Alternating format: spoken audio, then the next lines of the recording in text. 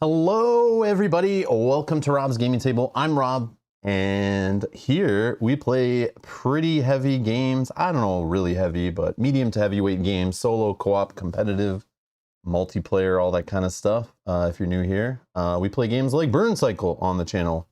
After I open it, of course, in this live stream. So technically we don't play Burncycle yet. But if you've seen any of our Too Many Bones, Cloud Spire, any of those games coverage on the channel, I like to get games like this that are pretty deep in strategy, very pretty on the table, have nice components, and published by Chip Theory Games. And I'd like to dive deep into them and play them a lot and get friends over and play them on stream. So if you're looking for playthroughs of this game, I don't have them yet. Mine's still in shrink, so it's just like impossible. But if you're looking for playthroughs of this game, hit that subscribe button, turn on the notifications. They'll get there soon once I wrap my head around the game and play it a little bit off stream and make sure I understand it. So then I can play it on stream and we can figure out how it works together. And then we'll dive deep into some strategy and play at different player accounts and all that kind of stuff and have fun tackling this game. And as long as you guys are interested in watching it, I'll keep playing it on the channel. So yeah. If you're interested in other Chip Theory games, like I said, we have in our playlist section, you can search it up, Rob's Gaming Table, look up Cloud Spire. Hundreds of hours, I feel, are on the channel. I don't know exactly, but there's like a lot. And also for Too Many Bones, look that up. I'm pretty sure, I don't know if I still am, but I'm probably the YouTube channel on, with the most hours of playthrough of both those games. I stopped a while ago, obviously. I hope to get them back to the table soon, but for now, we're going to move on to Burncycle in the Chip Theory Games catalog. So I don't know if that'll get to the many hours of playthroughs, live streams, and that kind of stuff. But it'll depend on interest from you, and it'll depend on interest from me. If the game's great, I'll keep playing. I'll have no problem playing it, but we'll find out soon. But today, we're just doing one of these silly things called unboxings, okay? I know some people love these things. I always make jokes. I only do it every now and then for a game I feel is really special, or a game I'm just gonna have fun, or I'm in the mood to hang out. So today, this game just arrived at my house like 2 hours ago. I was supposed to have it, full disclosure. It was sent to me from Chip Theory Games as a press or review copy. I was supposed to have it, I don't know, like a month, 2 months ago, I'm not even sure now. But after a few weeks, I got an email from Chip Theory saying, hey, where's your videos, man? And I went, hey man, where's my game, man? And then they looked into it, didn't tell me if it was coming. They just said I would get a tracking number eventually.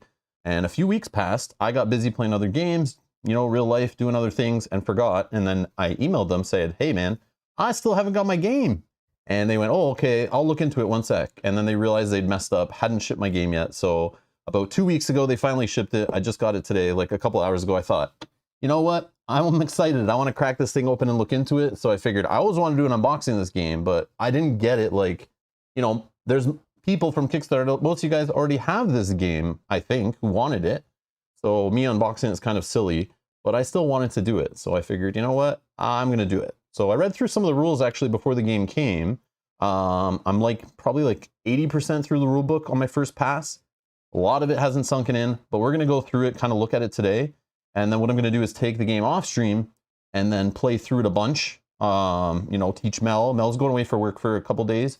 But when she gets back, we'll kind of dive into the game, solo, co-op, and see what it's all about. And then stay tuned. Within the next week or two, we'll probably have our first live playthroughs. Come and join us for that. Play along, help make decisions and all that kind of stuff. That's what we do here, is mainly the live playthroughs if you're new here. I don't usually do these unboxings. I think they're kind of silly, but again, unboxing a Chip Theory Games product, though, is like a whole different level, okay? Anyone who's ever opened up Too Many Bones or Cloudspire, it's a thing, right? The smells, the textures, the component quality, all the rule books, the plastic cards, the poker chips, the neoprene, like it's just its own thing, right? Like they put art inside the box sometimes, so you're like pulling the lid out of the box. Normally it'd just be like blank. They put like art inside there sometimes. So it's just always some fun stuff with their unboxing. So I figured I'd do it. And yeah, well, that's the play. That's the play today. So for those that don't know, first shout out to everyone joining us live. If you're watching on a device that supports 4K, this should be streaming in 4K. Just make sure it's the quality setting on the YouTube player is set at 4K, even if you're watching this later. In the bottom right, you can hit the gear icon and like change it to whatever resolution you want. Should be there in 4K unless YouTube's messed up or I messed up or something. But it should be there. You might just have to force it into 4K if it's not playing at 4K. If you think it looks a little blurry, you should be able to sharpen it up. So we're streaming this one at 4K. Also, what else? What else do I need to say? They did send me the Biodefend and the Specialist expansions, but I do not have. I see there's a question in the chat about the brass minis. I didn't get those sent to me. I usually, when Chip Theory sends me a press game, like a copy of a press, like a review copy or whatever, they'll send just like kind of the base game, maybe one expansion. I don't know if that's standard, if that's what they do for everybody. I don't know. Whatever. But if I really like it and I want to play it more, I'll just go out and buy the expansions and the things I'm missing and whatever, if I care to. But again, I very much preach don't buy expansions for games you don't own or haven't played yet or know if you even like. So of course, I'm not going to go buy upgraded dice bags, extra dice sets, extra expansions or anything for this game until I know I like it. And maybe even if you guys are not interested in watching it, if nobody's watching these videos or streams or whatever, then also there's no motivation there to play it. I'll just play something else that my audience would rather watch me play. So yeah, stay tuned. Maybe you'll see. If you see me playing some other expansion in the future, then I went out and I bought it and I'm all into it. So we'll see. We'll see if it has the same effect as Cloudspire and Too Many Bones have had on me, where I've spent many dollars on those after the fact. Full disclosure, full disclosure. Okay.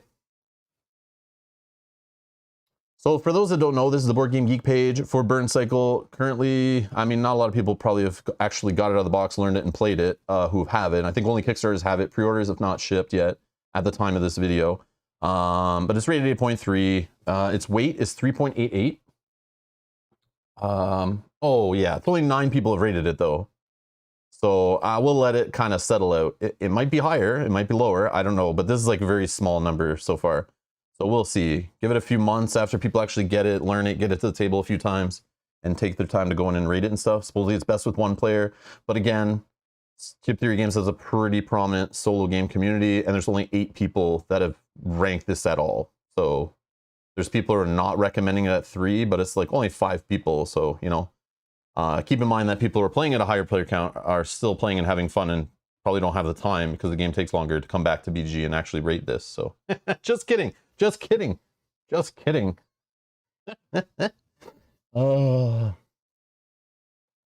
Jill says, Too Many Bones was the game that got me to Rob's gaming table.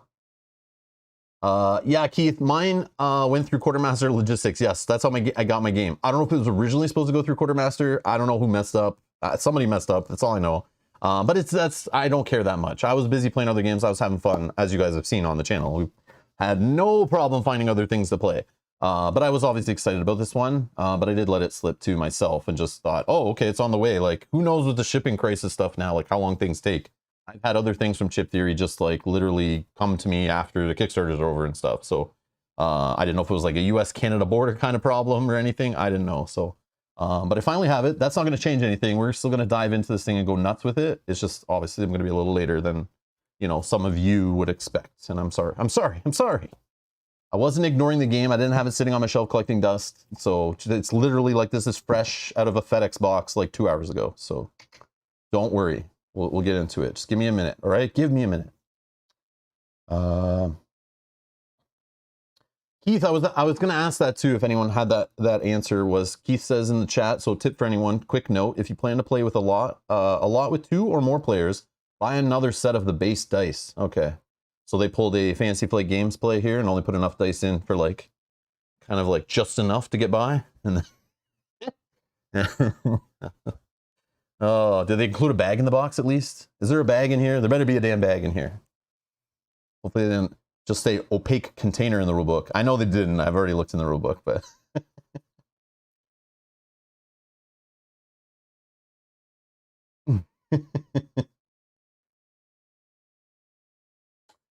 Kate, that's not true.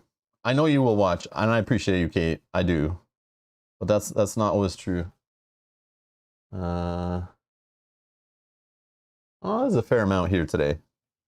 But not as many as I normally get for last minute unboxings. So I know it's like obviously, you know, the ones who are excited about arriving probably already have it and played it. But it's okay. I'm still gonna have fun today.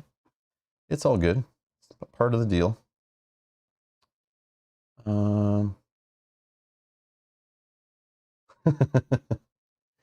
So Successful Geeks asking, I have a 1080p monitor, why won't 4K work? So you need to buy 3 other 1080p monitors and some duct tape, and then you just put them into like a square and tape them together. It should work then. That should get you 4K. I believe that's how that works. Anyways. Thank you everyone supporting us on Patreon and YouTube. Much appreciated. Much appreciated. Thanks for increasing the amount of games we can play on the channel, the time spent working on this channel. I appreciate the support. I do this full time. My wife helps in her spare time. My friends stop by and whatever, help us out on the channel. But thank you for your support to allow me to do this, buy equipment, upgrade things, new computers, lights, cameras, sound equipment. Good internet connection so I can stream in 4K. It's not cheap, but I do appreciate it. It's been good. Thank you. Yeah, the streams have also been more stable since I upgraded the internet too, so that's also a nice benefit. Before I was having like issues where it was like cutting out and lagging a lot and weird things, but it's all been good so far. So thank you for supporting us. All those names scrolling by and the super chats and the donations and super thanks and all those kind of things, they do help. Thank you so much, everybody. All right. I'm just trying to kill time, by the way, just waiting for people to show up. I just did schedule this like an hour ago, so I know people will see the notifications and then get in here and stuff. So, oh, Yogi says that's how 4K monitors were first manufactured. Interesting. Hey, Jonathan, how's it going?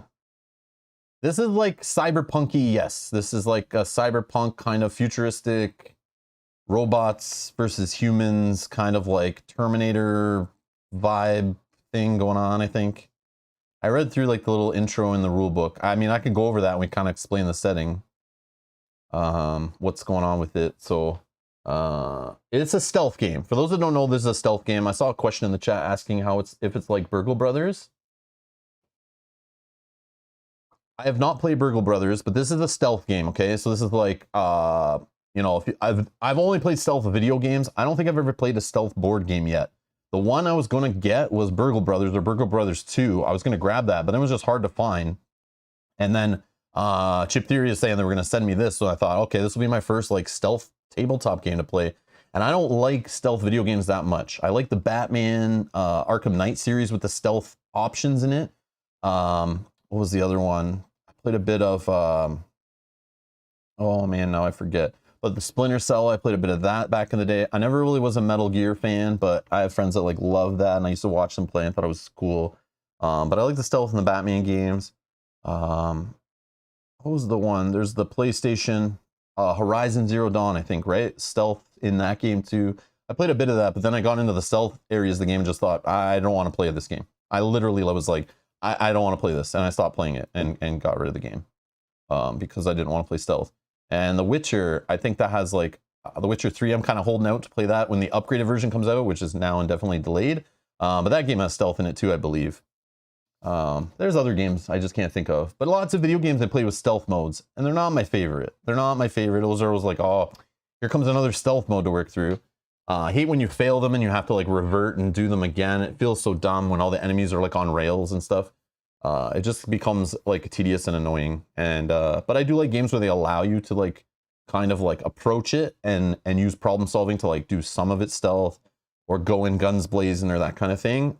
This game seems to have some of that in there, so I assume the guys at Chip Theory, they're inspired. They're like video gamers too. Hopefully they were inspired and kind of put some of those elements, the cool elements of stealth games into this game. But comparing it to Burgle Brothers, which I've not played, Burgle Brothers here's only like a 2.31 complexity. So this game, Burncycle, is definitely on a higher complexity, which usually Chip Theory games are. So I don't know how they compare. I'm assuming this one's 45 to 90 minutes. I'm assuming that's about the time it takes to set up Burncycle. So I don't know.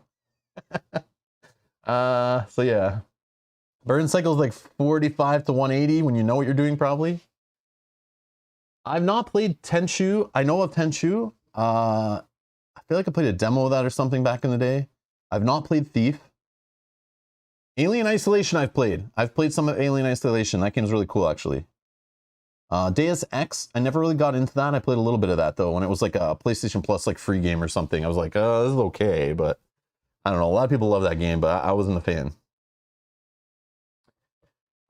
Mason, you're late. I already talked about the playthroughs. I will be doing that soon. I haven't even opened the game yet, but for a game like this that's pretty complex and very strategic, got a lot of tactics to it, and kind of based on my playthroughs with Too Many Bones and Cloudspire, I really like to like make sure I have my head wrapped around the system first and kind of understand the rules pretty well and understand the game systems before I stream it. I don't want to just crack this open, play blind with like a rule book open and just kind of fumbling through it. I take these ones really serious. I mean, a new Chip Theory game only comes out every so often. And both Cloudspire and Too Many Bones were very special to me. I very much got sucked deep down those rabbit holes and loved every minute of my brain frying while playing them or teaching them.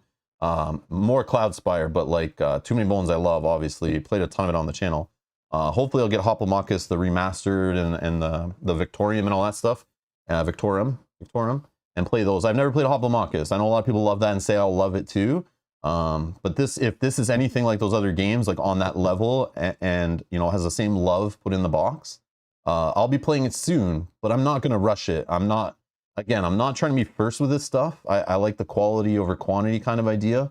So we're going to play it serious. We're going to get deep with it. If you are serious with these kind of games, like most Chip Theory fans are, like if you're going to spend hundreds of dollars on a game, you better play it a lot. You better like really get into it. And that's what I want to do with it. And come and join me and play along with me, and we can learn it together, play it together. I'll try to teach it on stream, and we'll play through it just the same way I did with Too Many Bones, the same way I did with Cloudspire. I don't do that with every game, but this game I will. This is like a special thing for me. So this is like my second favorite publisher, and I'm gonna take it serious. Like I'm not just trying to get content out there to like get hits and views and be first. That's not how I'm treating this at all. So just FYI, patience, Grasshopper, patience. I'll get to it. Today we're just unboxing it. I literally got it 2 hours ago, so relax. All right. It's all good. Joseph Jones is here. Oh, don't catch you live often, but enjoying the playthroughs on YouTube. Hello there. Hello, Joseph. Welcome. Timothy's here, says, hey Rob, love your channel. Your playthroughs of Too Many Bones convinced me to back the new Kickstarter. Oh, I'm sorry about that. Tell your bank account I'm very sorry. And the add-in, the base game, and a bunch of other stuff. Also tell your delivery person who delivers the game, apologize for me, and you know, and about their chiropractor bill. Yeah, if you could do that for me, just yeah. They'll be upset, by the way. Yeah, they'll be in pain. Basically, the next day, your next package that gets delivered will be delivered by a different person because that other person will probably be in the hospital based on your order. So you gotta respect that. So, anyways, Thomas is obviously new here. Thomas says, when does the unboxing start? It starts when everyone gets here, and I'm gonna check. Let me just check the guest list. Yeah, not everyone's here yet, so we're not rushing it. This is not a concise video. Anyone who knows this channel, we do it live here. We have fun. We hang out, and we just chill. No rush. No rush. I'm not ripping through this unboxing quick, trying to make the shortest, most clickable video on YouTube. We don't do that here. There's too many channels that already do that. We don't do that. Yeah. No, Thomas knows. Thomas knows. Oh, it just seems like it came just in time. Yeah, we haven't opened it yet. I'm trying to kill some time. I just scheduled a stream an hour ago, so I'm trying to let people show up. So they don't show up later going, oh, what is this? Oh, I missed the start. Erica says, you mentioned Burgle Brothers, cutest, most campy, and lighthearted little game. I love it. What's another good stealth tabletop game that's like, that's a decent weight to it? Does anyone know? Because on Board Game Geek, it doesn't have like a category for stealth games, which I thought I'd be able to click on like the family stealth games and kind of see other ones. Are there other stealth board games out there that I could compare this to besides Burgle Brothers? Or is that like something that doesn't really get done? Like, I know there's like the hidden movement games and that kind of stuff, but like an actual co-op or solo stealthy game where you're trying to like stealth out the AI. Like what would there be? Like, I don't know. I'm not familiar with any. Oh, is it Bob that's holding up everybody? I'm waiting for Bob. Speed run it. Yeah. Hey, for a second. How's it going? You're here now. Nice. Patience, grasshopper.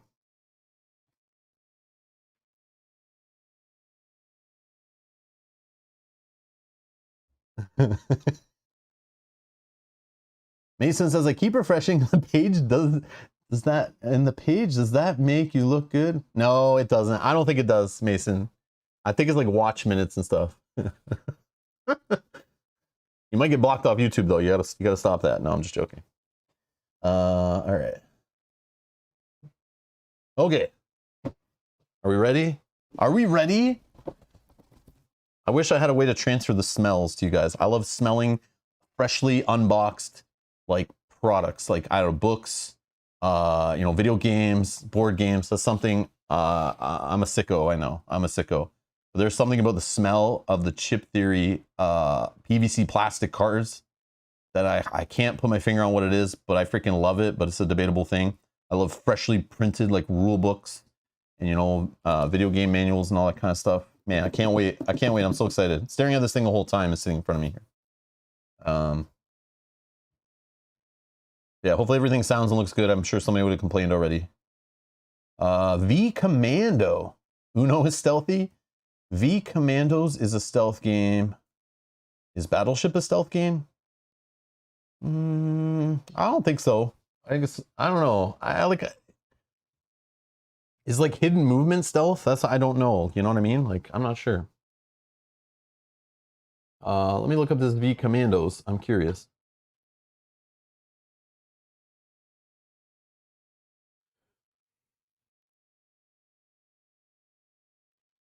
V Commandos.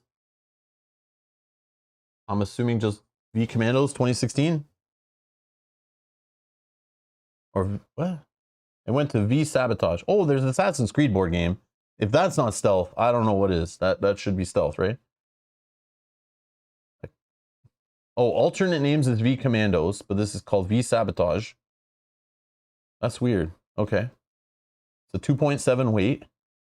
Get your team in, complete your mission, and get out with minimal casualties. What is this game?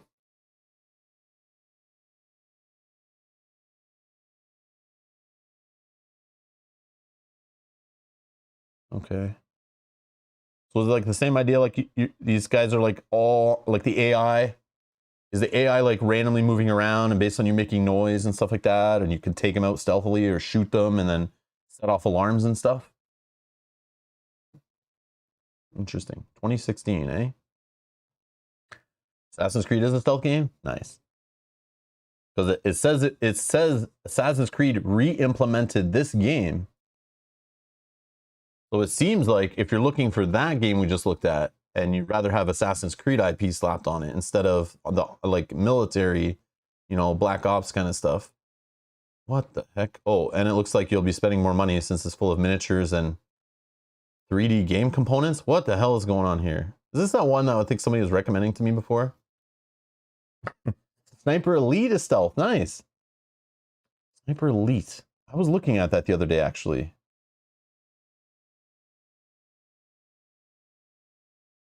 All right. Anyways, let's get to the game at hand. Oh, another thing for those that are actually here, I have a tip for you. If you're not on mailing lists and all that kind of stuff, hopefully this helps somebody out. Spread the word. Chip Theory just posted this in their Discord like right before I went live. I read through it. Basically, they have a post on their website. I've linked it down in the video description. So if you're looking for this article, go ahead and find it there. But basically, like some other publishers have been doing over the last year because of manufacturing costs, shipping costs, and all that stuff, prices have gone up on a lot of board games. And, you know, in groceries, gas, all these kind of things have increased. Money all around. Everything's getting more expensive. It's insane. So Chip Theory Games has announced they're going to increase their prices of their flagship titles anywhere from $5 to $20 US. Okay. Starting on June 1st. Okay. That's the key, which is like what? How many days from now? Where is my calendar? Like 6.5 days. 6.5 days. If you are interested in getting Cloudspire, it even says this here. Cloudspire, burncycle. If you're going to pre-order burncycle, Too Many Bones. Looks like Hoplomachus, you can't pre-order that, but it's going to go up. So if you didn't back that already, you could probably go grab it now and save yourself a few bucks. But if you're going to wait, they're actually going to add, as long as they can afford it, they're going to add a new $200 or 200 euros before tax. You'll get shipping for free. I don't know if that's only US, only Europe. You know, I don't know if that includes Canada. Canada doesn't usually get the nice shipping discounts. Not everywhere does. So I don't know if they're just talking to their US audience here or everybody. But if you can get $200 US an order, you can get free shipping. And then they also say, like, don't forget, you can add things to your cart and all this kind of stuff. They have a bunch of weird things. They've started doing like puzzles and stuff. But yeah, go ahead and read the article. It is linked in the video description. Like I said, just expand it. You'll find it in the information section. Also, if you're watching this in the future and you're looking for our next burncycle videos, they will be down in the video description. I put a playlist link for burncycle. So any streams and videos I schedule and we do on the channel will be in that video description in the playlist. So go check that out if you're watching this, you know, like in a week or two. There'll be stuff in there, okay? So yeah, I thought that might help somebody out. So, you know, prices are going up June 1st. So these games already, people complain they're expensive. They are. But they're about to get more expensive. So FYI. FYI. Hopefully that helps somebody out. You know, either wait for free shipping or go nuts and get it now. I don't know if the free shipping applies right away. You'll have to look into that, but oh yeah, just letting you guys know. Do your research though. Don't just go buy these games randomly. You have 6 days to watch videos, read reviews, do research, check them out. You know, take your time, but you have 6 days. Don't rush, but it's there, okay? Just letting you guys know. Just trying to help out some fellow gamers. Yes, Mason, us Canadians are not loved by shipping companies. I agree. I blame our governments and all the like tariffs and weird things that they have. Anything that like crosses the border and stuff. That's what's doing it, I think.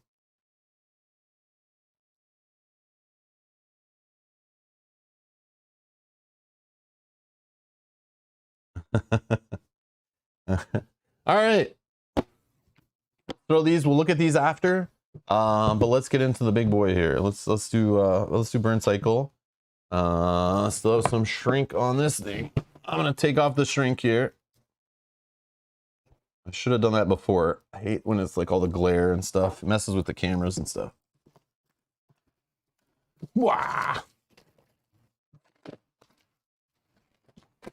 I forgot to look up how much this game weighed.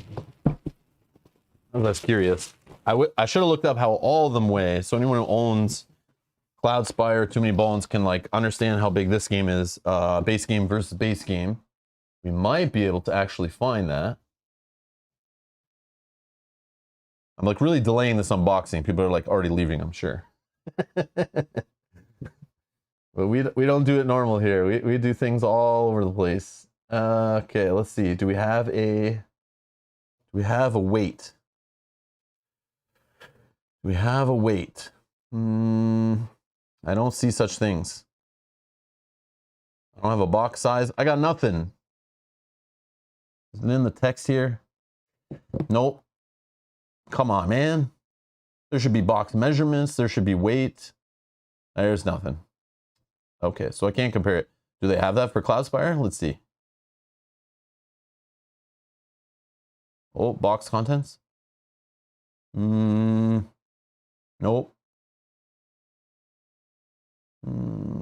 Nope. I got nothing, man. They should be touting that. They should be like, you are getting this many pounds of game. Like, that is a bragging thing. They should be like, you know, even if you're paying shipping or getting free shipping, the fact that they can say, we're shipping like a small car to you, a weight in a board game, you know, they should be bragging about how big the boxes are and the weight of this. Because that's like what Kickstarters are doing. That's like the show of all the components and the crazy stuff, and you're just getting all this junk, you know? They need to brag about that. They probably do in their Kickstarter, but they got to do that here too, right? Like these pictures don't do it justice. Like you have to actually pick it up to feel it. Like if you know what I mean, like you go to a store and you pick up like Food Chain Magnet or like Feast for Odin, and you're like, whoa, like this is a lot of game. I understand why it's so expensive, and you know, like that's what they need to do. That's just me. I don't know anything, so don't listen to me. But okay, I knew somebody would know something. All right. Keith says for me shipped it was 16.2 pounds. A Hemi is 18.8 with the expansions and brass minis. Oh, is the weight on the back of the box? Let's check, Janet. Janet, you're always so smart. You're definitely smarter than me. No, I don't see anything. But I do. Oh, thankfully, Janet, you told me this. Otherwise, I would have been putting components in my box. Or I would have been putting components in my mouth, I should say. It says, warning, choking hazard. This is not a toy and contains small parts, not suitable for children under 3. So I think I can play it because I'm older than 3, but I still shouldn't be putting things in my mouth. So I'm sorry, but we're not going to put the poker chips in our mouth to taste them today. I'm sorry. For my own health and safety. Thank you, Janet, for that. All right, so burn cycle. Let's see. We got hundreds of years in the future. Tyrannical human corporations rule over Earth, hunting down and eliminating sentient robots who dare to resist. A small group of multiple bots called the 404th has banded together to strike back, hoping to overthrow robot kind's oppressors and regain the code that was stolen from them. The bots' best chance for success is a strategic coding protocol called a burn cycle, which allows them to sabotage, spy, and steal from the corporations without the use of their stolen higher functions. In burn cycle, you and up to 3 other players are in command of a 404th infiltration team tasked with breaking into one of the world's largest corporations. Using creative chip sequencing, you will organize your moves and take advantage of action-type synchronicity as you perform elaborate heists across multiple floors of each corporation. Anyone getting like an Android Netrunner vibe here? The action unfolds not only in the physical realm, but the digital one, as you access the corporation's networks to keep their security measures at bay. Act quickly and stealthily. If your team is too slow or attracts the attention of the building guards, your threat level will grow too high and your mission will fail. Fight for your future. Join the 404th. That looks pretty to me. That looks pretty. Like, I know they can't make it look like that in the Kickstarter. Like, Chip Theory likes to show prototypes and stuff, you know, and then you back it. But, like, I've now learned you can, like, really trust Chip Theory when they show, like, kind of like a crappy-looking prototype and kind of tell you the game's going to be great, even though it's, like, not even, like, finished or even halfway finished. But, man, they deliver in the end. Like, they always deliver. And I'm assuming gameplay will deliver. That's to be determined. I will be the judge of that. But just component quality and table presence and stuff, like, you know, from what I played of Too Many Bones early printing stuff to then Cloudspire first and then second printing, and then now seeing this, I'm sure they've just like upped the quality, like graphic design, colors, component quality, all that stuff seems to always like improve as they go. They're starting to look more like serious and professional and not just like indie, you know, which I think is really cool. Cool seeing them grow. Oh, okay, that's a big box. Yes, Erica, this is like Christmas. I agree. I freaking like this.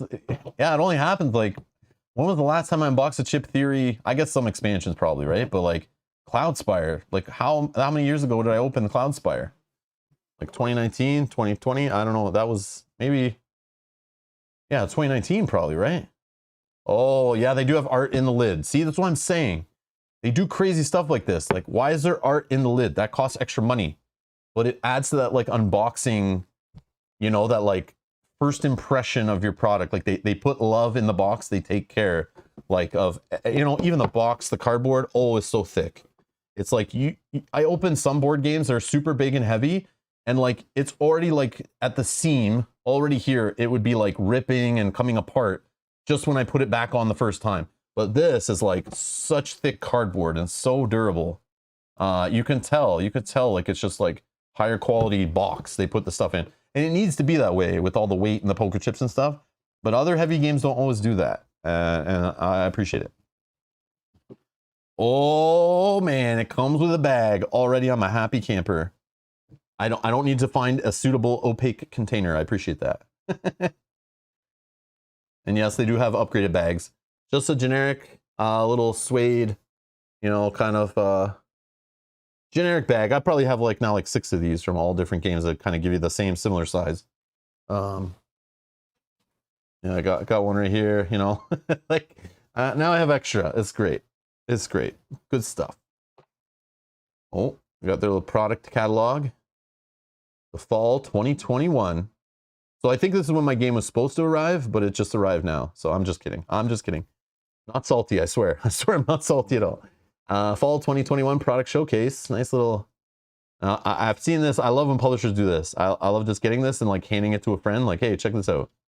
You know, there's some stuff in here you might like. Oh, I got some professional photographer stuff going on here. Oh, yeah. That was the game. That was the game I demoed at Gen Con of 2019, I think it was. When I first learned of chip theory, I was late to the party, but man, seeing this mat, this art, this was the game I demoed. And thanks to that volunteer, whoever taught us, Mel and I, how to play a game, and it hooked us. Like, this is the one that pulled us in. This is like, yeah, if I never demoed this game, I don't even know if I'd be playing any of this stuff. I don't even know if I know who they are still. They're not a very like widely known publisher, I feel. Look at that stuff, man. That's such a unique art style. Like Anthony Letourneau, right? That's his name. His art is so, like, some people think it's ugly. It's a very like subjective thing, but like it grew on me and I freaking love it. It's so unique. It's so unique. I love it. Oh, there's that Trove chest. We have like a 75-hour unboxing and assembly and of all that thing on the channel. Maybe it was only 74 hours. I can't remember. Something like that. Don't go find that one. Please don't click on that one. Don't waste your time watching that junk. Unless you were there live. That's different, right? We got this. Portal Seekers. Oh, man. I just want to play Cloudspire now, seeing this stuff. I freaking love Cloudspire. Oh, man. Triplock. I have this game. I don't remember. I started learning it. I don't remember if I started playing it. Just a cute little, like, what do you call it? Like, just a puzzle game. It's a neat little game. I was going to play with Mel, like, on stream. We were going to just dabble with it and play it. But then we just never did, I don't think. We started learning, and then we're just like, you know, other more exciting games drew our attention, but it's just a cute little game. So now we got some paper books, which are, yeah, same quality as, like, paper in like the Cloudspire and stuff. This is your floor plan book. This is the one that kind of tells you, based on your corporation you're playing against, how to set up the floor mat and put your rooms and your safe spaces and all that stuff on there, and where to put your chips. to start. It has all the floors for every corporation. Nice, colorful, detailed, easy to tell, kind of. I mean, some of these icons are like super small. I noticed, like, you know, the hidden space and stuff, but this is just kind of like how to set it up. But on the components, I think it has the same symbols, so you don't need to see them too carefully. You just kind of like set them up, then you can look at the board.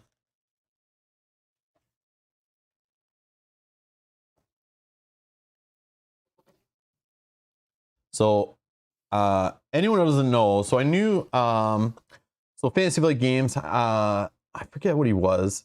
Andrew Navarro was like worked his way through Fantasy Flight Games. They're my favorite publisher. So I like really follow the company. I love a lot of the games I've played by them. They're the publisher that got me into the hobby with some of their amazing games. But Andrew Navarro, I got to know him by seeing him at, you know, their yearly like press conferences at Gen Con, and you know, he'd be doing interviews and videos online and stuff. Very cool guy. But he eventually left Fantasy Flight Games and worked for Chip Theory, I think for like a year or two. But he went there when they were working on burncycle. I think that's why it has like the kind of Android Netrunner feel to it. He's in the credits, I believe. But now he has his own studio, I think. I don't think he still works for Chip Theory. But yeah, I definitely, with the whole rules reference and learn to play, I'm assuming, and I think he had a big part in the redesign of Cloudspire's learn to play and that kind of thing, the rule books and stuff. Because yeah, he did like, there was like an interview where like he came to the company and was just like, yeah, that was the one thing holding Cloudspire back, was like the barrier of entry. So that's why they like reworked it. Because it is a great game, but it sucked to try to learn that thing solo and play that first scenario and all that kind of stuff. It was pretty rough.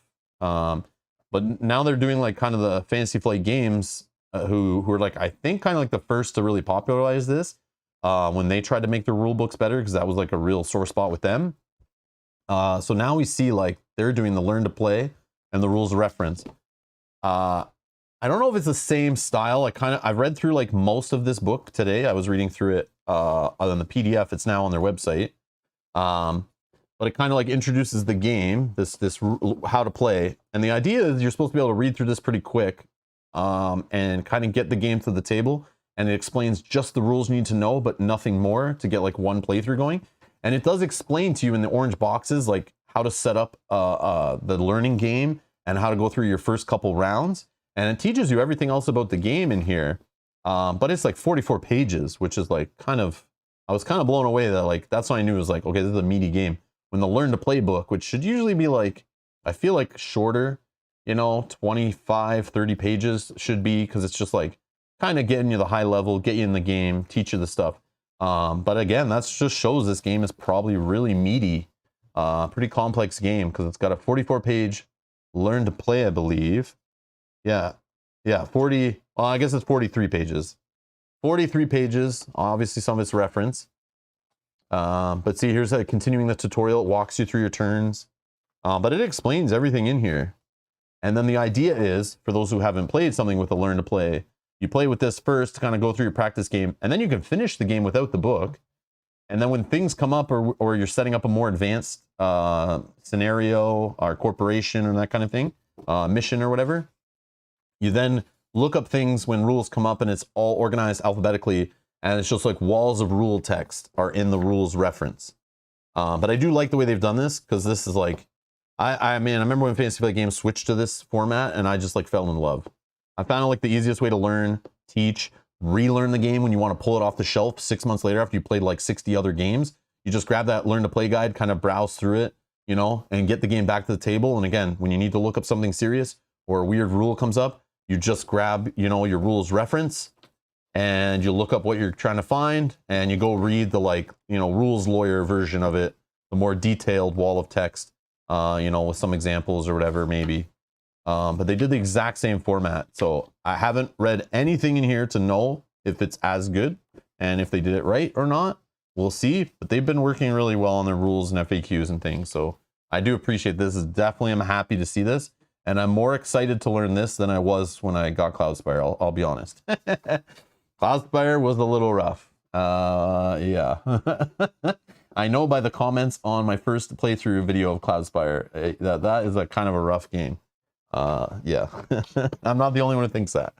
But the 2.0 stuff helps with Cloudspire. They added new tutorial scenario and extra rule books and redesigned rule books and stuff. So they're taking already what they learned and they're putting it to this game, which I like. Well, Bob's finally here. Bob, I was trying to delay as long as I could. We're all waiting for you to show up. It's nice you're here. Erica says, I love beautiful components, such a sucker for pieces. Your second favorite board game company does provide drawbacks. I know, and they're slowly becoming my favorite board game publisher. But again, Fantasy Flight now includes bags in their games. They've heard the cries. Do they include enough dice? I don't know. I don't know. We'll see. We will see. Yeah, Matthias. Andrew Navarro for sure didn't bring the idea to put bags in the box, for sure. That was definitely not him.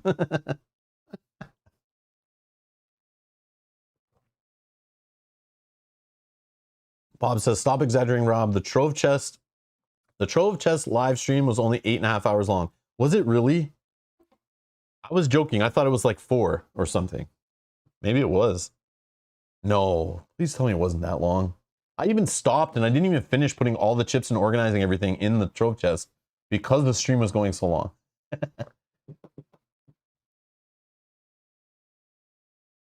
Oh, talking about back covers, Matthias. I do have one complaint. I complain about this every time. Some people disagree with me. Some people agree with me. Okay. When you're learning a game like this, you are going to have these rule books beside you while you're playing. Even probably your 10th play, you're still going to have the rules referenced nearby. Okay. So here's one big F up that they did. And I don't care what you say. I know there's rules reference cards and we'll look at those, but just only looking at the PDF of this earlier and now seeing this is, you'll notice the quick reference material is here on 2 pages. I don't know why they did this, but it's on 2 pages at the back. All the symbols you need to know and this kind of stuff. Why is this here and not page 1 on the back of the book here? Because you'll have this on your table taking up space beside you. Why not use the back to put some reference on? Nobody wants to just stare at the beautiful art the whole time. You need some information. I don't want to have this open to see this stuff. That's more table space. So why not just have this here? But then again, if you need both references, you got to use the back of both. And that takes up the same table space. But why is it blank? I don't like this. This is bad.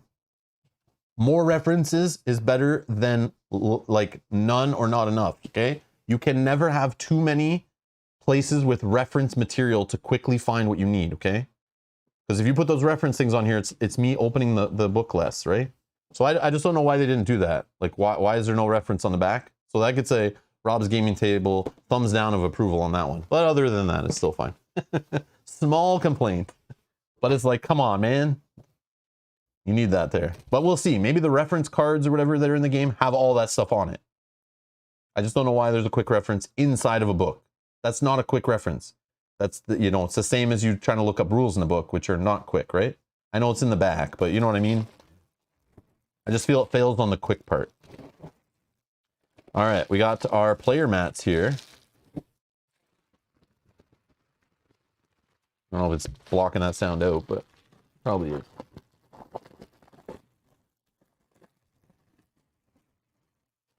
Rob, you're spoiled by Cloudspire. I'm spoiled by a lot of games like that. That like, I love it when I see that they use like the back of rule books. I know it's a small thing, but it's like, it's just like those little things. Like for people learning a game, like just throw more and more stuff at them. Let them find those things, like, you know. But at least they provide like good quality PDFs too that you can search. Most people have tablets and laptops around, so you can just have those on a digital like I do, and you can kind of like look up rules quick in there. So that's always good. So they do that. I'll give them shout outs, and they keep a nice online FAQ usually for their games and stuff. So just a small complaint, but yeah, it's just like weird. Like when I see that, it's like for a complex game to hide their quick reference inside the book doesn't make sense to me when you have empty space on the back. All right. So these are the player mats with nice, man, I love the little pegs, you know, like Cloudspire upgrade style. We got little pegs in here somewhere. I think you just use the pegs for your color, right? So we got little pegs here, and you kind of just like pluck it in here to show your power, your dice, the level of your dice, your kind of like upgrades, or your, I guess, reserve chips or whatever. And then you got pegs here to show whether you've used your abilities, which is neat. Little spot to stick dice in. Yeah, it's just neoprene. Anyone who's played a chip 3 games or, you know, has a computer with a mouse pad, you know what this is all about. Yeah, all good. All good. Nice way to track your stuff. You can't really knock the pegs around, which is good. Yeah, this is like on the level of like dual layer cardboard, right? With the like the indented spots to track stats and stuff. Like pegs and neoprene and dice and cards in neoprene is like just as good in my opinion. But it looks like there's spots to put chips on there. Those can slide around, but they won't flip, that's for sure. But there's the green. Then we have orange. Orange.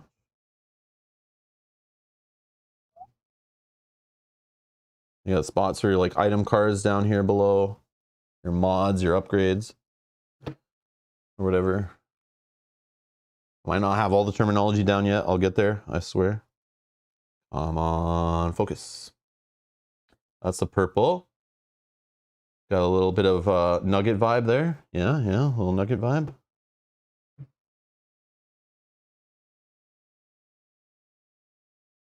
Yeah, that's yellow. That's my favorite right there.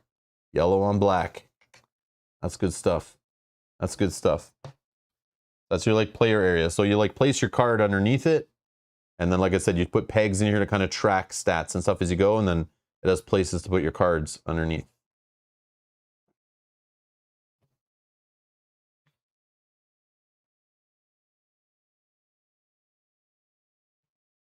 First second says, feel like the pegs will destroy that board over time. I don't know, the pegs in Cloudspire, like there's no issue. Like it's pretty thick rubber. Like this is neoprene, like it's rubber. It's just, you know, with a little fabric on top. It's just gonna stick in there. Let me try this actually. That's a good point. But I don't think so. I feel like it's gonna last like a very long time. It's not like you're jamming this in like paper. Yeah, it just sits in there nice and gentle. Okay, so stay tuned. I'm gonna do this about 1,000 times and we'll see if it wears it down or not. 1, 2, 3, 4, 5, 6. Still good. Let's check quality. Quality check. Still good, still good. 7, 8, 9. Just kidding. All right, we're done. Tune in tomorrow to see the conclusion. Yeah, it's the standard. Yeah, if you ever smelt like a mouse pad or any of that kind of stuff, this is what this is. Just it's like high quality neoprene. Has the stitching around the outside, which not everything uses. Some neoprene products you'll see eventually they'll fray, but having the stitching around the outside like prevents that, which I do appreciate. It gives it more of a professional, higher quality feel, for sure. You definitely feel like it's like more premium when it has that stitching around the outside.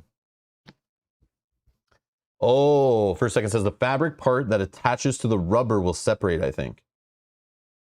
Has anyone seen that happen in Cloudspire? It's been around for a few years. Anyone played it enough to see that happen?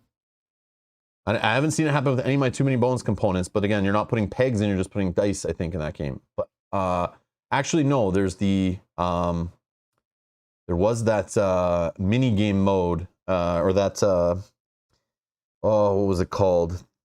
Where they're like merging the two baddies. Oh, what was that called? Splice and Dice. Splice and Dice. Splicing and Dicing has the pegs in that too. Has anyone seen that kind of wear out that like Splice and Dice mat or anything? I'd be curious. If anyone has watching later, leave in the comments below. I'm curious. Yeah, it's starting to fray. Oh, okay. Interesting.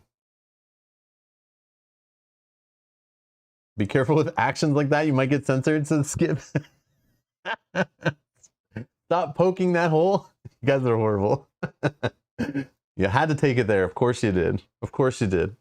So this is your command module mat, where you'll pick a kind of one of the bots. After you're done picking your characters, you pick a bot to be your command module bot that you kind of have to like, I don't know if you have to like, the vibe I'm getting from the command module after reading the rules is like, it's kind of like you're on a, they can't do everything, It's kind of like you're on an escort quest or whatever.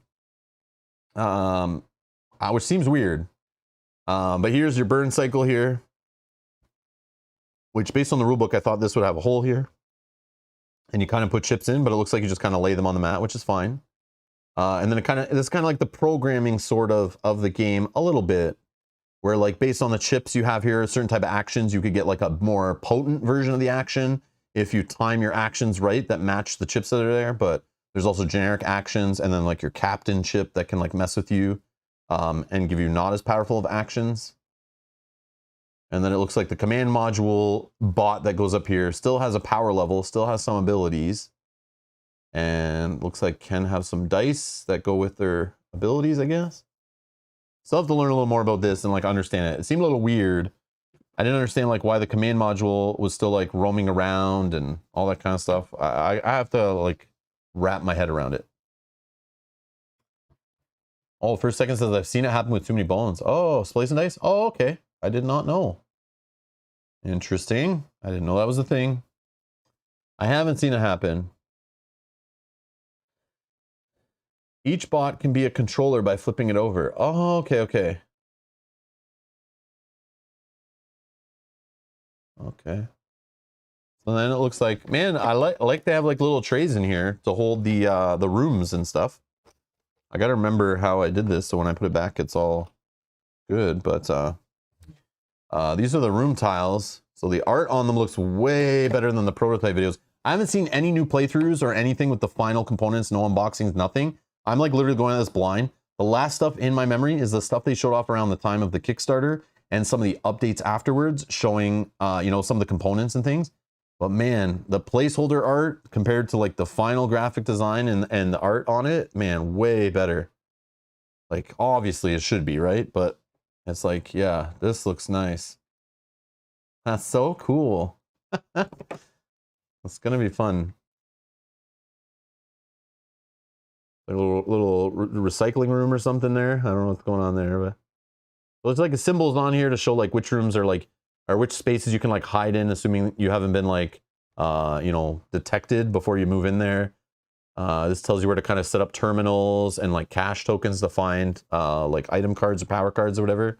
You could have like sentry bots or whatever on here, or security bots I think it's called. And then these kind of like arrows are like related to doors. So they could be like doors if they connect from the other side or whatever. That's cool. You can like blast like through a door, but you can make your like own hole in the wall, but it'll like cause extra noise, which is neat. So it's like risky to do it, but it might be what you need to get it done in time. So yeah, there's lots of little rooms to add variability. And like you saw in the floor plan book, like different corporations and different missions will kind of have different setups based on the floors. Look at all this. Here's security room with the little symbol on it there.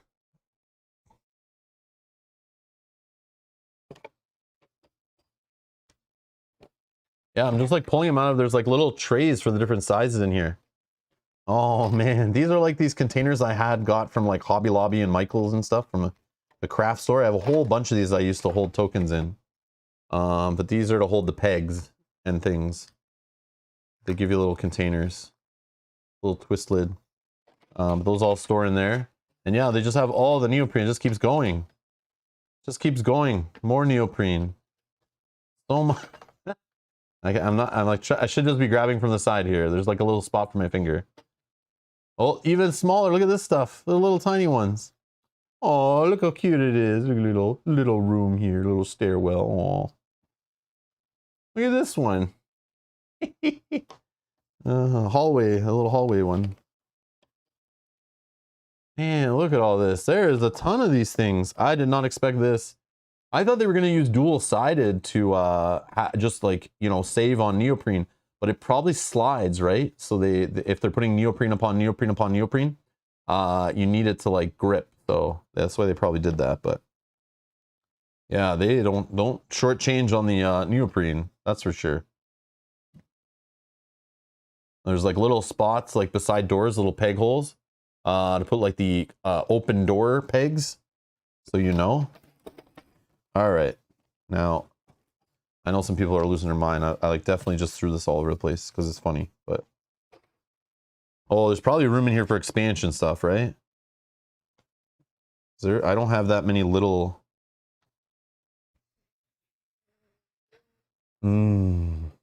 Billy says you can make a coat with it. Yeah, let's do it. Let's make a neoprene floor mat suit. Where's my sewing machine? Let's do it.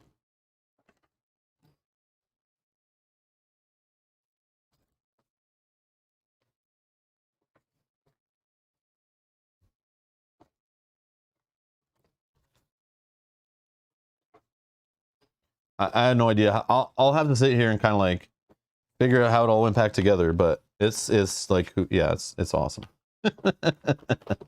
Hold on. What am I doing?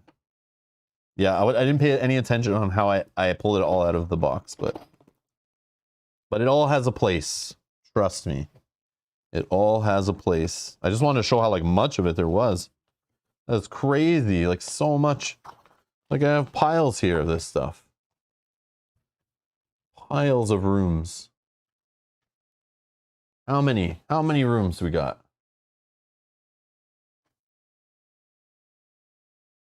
"19 room mats." Okay, that's how many I'm playing around with here. 19 room mats. Okay.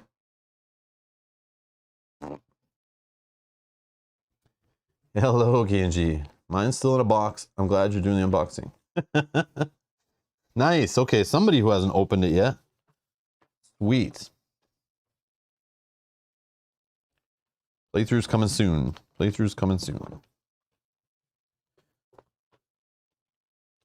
Yeah, so Mel's going away for work for a couple of days, so hopefully I get some time, you know, where I can, assuming my daughter doesn't, you know, want to hang out or anything weird. Yeah, I'll hopefully have some time to learn it, and kind of play some solo and figure this game out a bit. And then maybe next week we can get some playthroughs going on the channel. If not, like, not this weekend, the next weekend, maybe. Should be good. But yeah, I will try to wrap my head around this bad boy. Oh yeah, what am I doing? I need to, yeah, we're just gonna leave all this neoprene off to the side. It's all good. I wanna put one of these.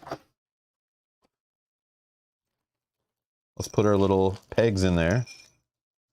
Oh yeah, it all has a place. It all has a place.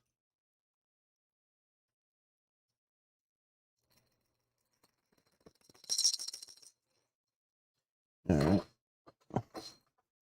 It all has a place. So these are, I think, the door open tokens.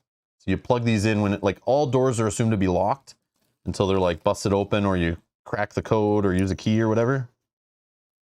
But you can put these little pegs on the board to let you know what rooms have been opened already, so you're not wasting actions, you know, trying to open them again.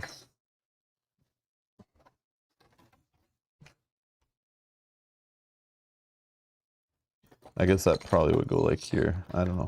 I don't even know if this is where this goes. I don't know if that's what's supposed to go in here. I'm assuming each player's pegs go in there, but they might not even, because there is, hold on, let's see. Somebody can let me know in the chat, but I have like pegs for days and like all different colors. So there's only 6 of these containers. What do I have here? Oh yeah, more rooms. Okay, so let's go there. 1, 2, 3, 4, 5, 6. So maybe these don't go in there. Yeah, I'll figure that out after. Maybe they have a different place. I don't know.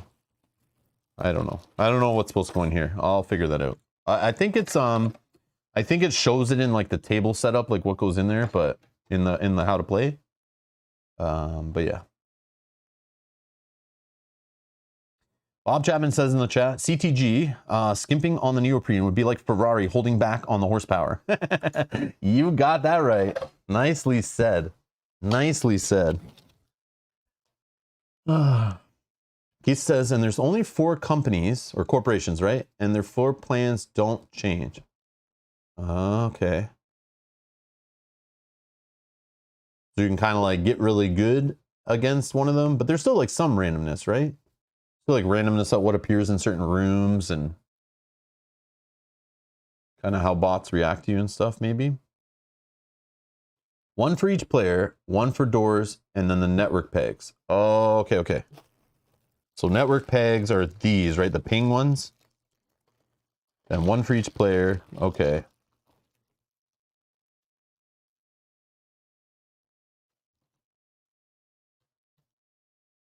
Oh, I see. Okay, okay. I see, I see. I gotcha. Yeah, these are for the command module, right? And just put them like with this, maybe. All good. Thank you, Keith. That's how I divided it. One jar had two colors. Oh, okay, I figured. Okay, that makes sense. Just don't know if I'm like missing. There's a jar hidden under here somewhere that I haven't got to yet. Oh man, this is. I freaking love this. Like just how it's organized, like with the trays and everything.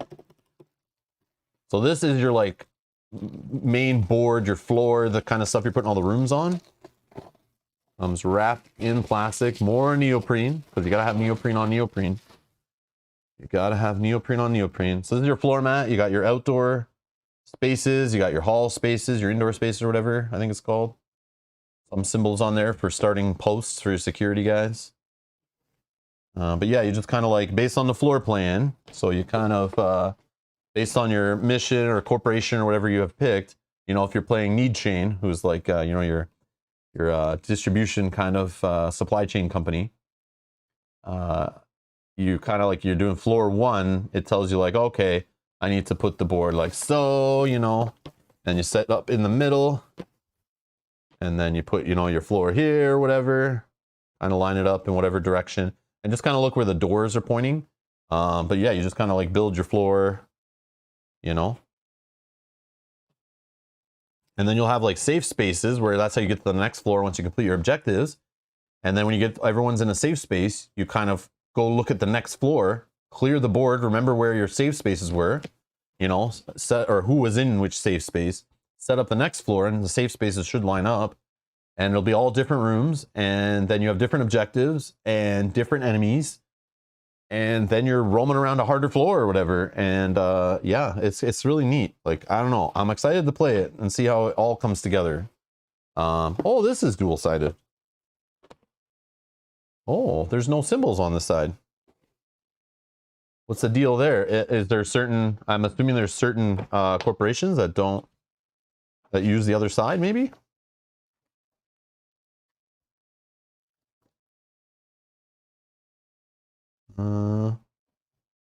I don't see any. They all have the symbols on them. I don't know. Anyone know what the purpose of the dual sides for? And why they didn't just do rubber? Or is there like expansion stuff maybe that does it? Or you can customize and put these symbols on different spots? Hey, Stacy. 4 agents, bots, 1 network, ping tokens, and 1 door token. 4 agents, bots, 1 network. Oh, network and ping tokens together. Yeah, yeah.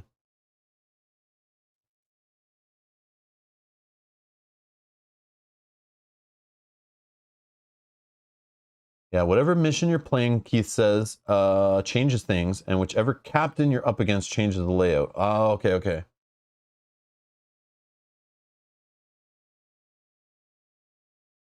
Yeah, this rulebook, I definitely, when I was reading through it, going through all the setup stuff at the beginning, like nothing made any sense. It was all very confusing, but it's definitely the type of rulebook, like you read through it once, set it all up, go through the first scenario, then go back and read through the rules sections that are not the orange boxes, and it'll all kind of make more sense, I feel. So I just need to like go through that tutorial setup. But man, when I was reading the setup of like, you know, grab a captain and randomize your bots, or draw 2 and pick, and then put this card here and spend power points or whatever to buy upgrades, I was like, what's an upgrade? Like, what are my limits? What are all these things? It was just like, just do this and we'll explain it and it'll make sense later. It's like, holy, there was a lot. So I don't know if the rule book's like the best flow, but I feel like it's definitely the how to play is like you read through it once and then you come back around and go through it again, and then the beginning of the rule book really starts to make sense because you've read the later stuff and the details. But Rob's safe space is the couch. Oh, Keith says that's a harder, so the back side is a harder side. That's the harder side. The colored circles are extra routines you start the game with. Oh, okay. So if you play with no color circles, you're just like starting with nothing. And you're like, oh, that's cool. Yeah, I saw there's 3 difficulty modes with this game. There's like an easier mode, a standard mode, and like a hard mode. I didn't realize that was part of it. That's cool. But yeah, there you go. There's your mats.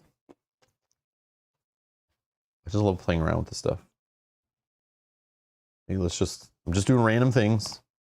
Just kind of see all the pretty colors popping off the back. How it all goes together, you know, like do like this. I don't know. Do like attach some rooms like this. I don't know. That looks cool, right? Let's see, you got all the pegs and the chips going and the dice flying around the board. Should be fun. Okay. That's our neoprene. What's next? Oh, these PVC plastic too. Nice, nice. This is like your threat board based on the corporation I think you're playing. You get a different threat board and you'll move like, I'm assuming based on the rule book, it's going to be like those little kind of like glass beads that you kind of move your threat down and certain abilities will fire off and little events will happen. And if the threat ever reaches the end, your mission's failed. And threat goes up by how many players every round. So if you're playing 2-player, every round goes up by 2. But then there's other ways on the network and things, threat can go up or down and kind of mess. Oh my. Oh, I can smell it. Oh, it's that cards. Yes. Yes. Anyone who smelled like Cloudspire, Too Many Bones cards or anything. Yeah, these are the same. And it's the nice thin stuff that they started using in Cloudspire. Not the old thick PVC that they used in the original Too Many Bones printings. It's the stuff they use in the newest printings for all their games. I like the thinner stuff. It's much nicer, I think. Has like less coating on it to like that would make it blurry. This still has like a nice coating on it, but it still stays sharp and doesn't like diffuse the image, you know? Yeah, it's still sharp, looks nice. Yeah, you can even see the camera's like picking up the patterns and going crazy.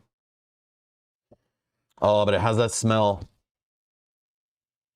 Oh man, and they're huge, so I'm getting like a huge whiff of it. This is the stuff you come to Rob's Gaming Table for. You don't get in other unboxings, all right? And if you do, they stole it from me, all right?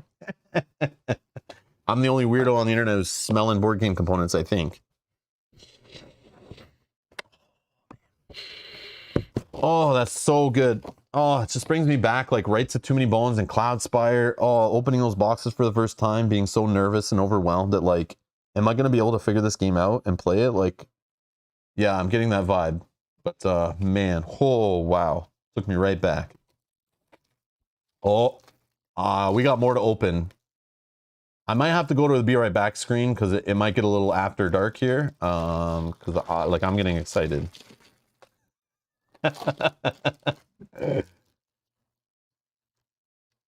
So this, the smell on these, so if you own the original Too Many Bones, like the thick cards, they don't have the exact same smell. This is more of like the latest printing of Too Many Bones products that come with the thinner cards, like that come in Cloudspire first and second printing.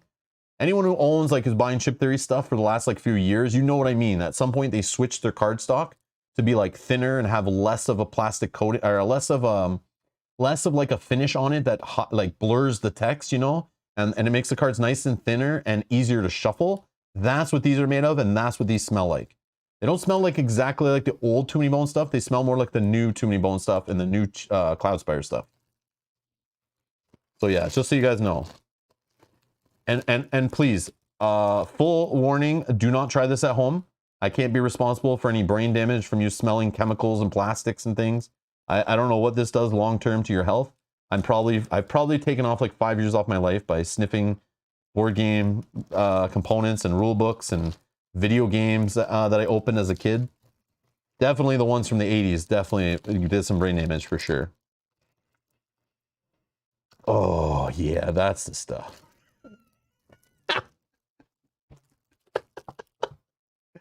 Angie, your message got blocked there. I don't know why. It's just an eggplant emoji. I don't know what that is. Weird. You're obviously just telling us your favorite vegetable. I don't know what that's all about. Oh, okay. These don't smell the same. These smell weird. Or maybe it's the glue on the plastic. Hold on. Hold on. Hold on. No, this smells different. This smells different. Yeah, these smell weird. Oh, that's not good. This smells like them. Yeah, this smells different. This smells different. Those are, ugh. Like, I don't know what this is. This is like an acquired smell. No, I don't think that could ever be a good smell. Oh, that's raunchy.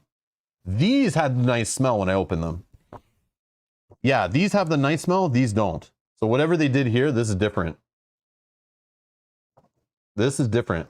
It has the same feel as the thinner cards, but it's different. Yeah, I don't know what they're doing. This was printed at a different factory or something, or a different line, or they ran out of the chemicals they needed. Oh, yeah, that's gross. That's gross. Okay, let's check some cards. Hold on, before we move on, I need to know. I may have to return this game and not play it and just go back to Cloudspire. If these don't smell nice, I don't know what I'm going to do. Will I have to sleeve them to hide the smell? I don't know. This is the kind of problems I deal with as a psycho board gamer.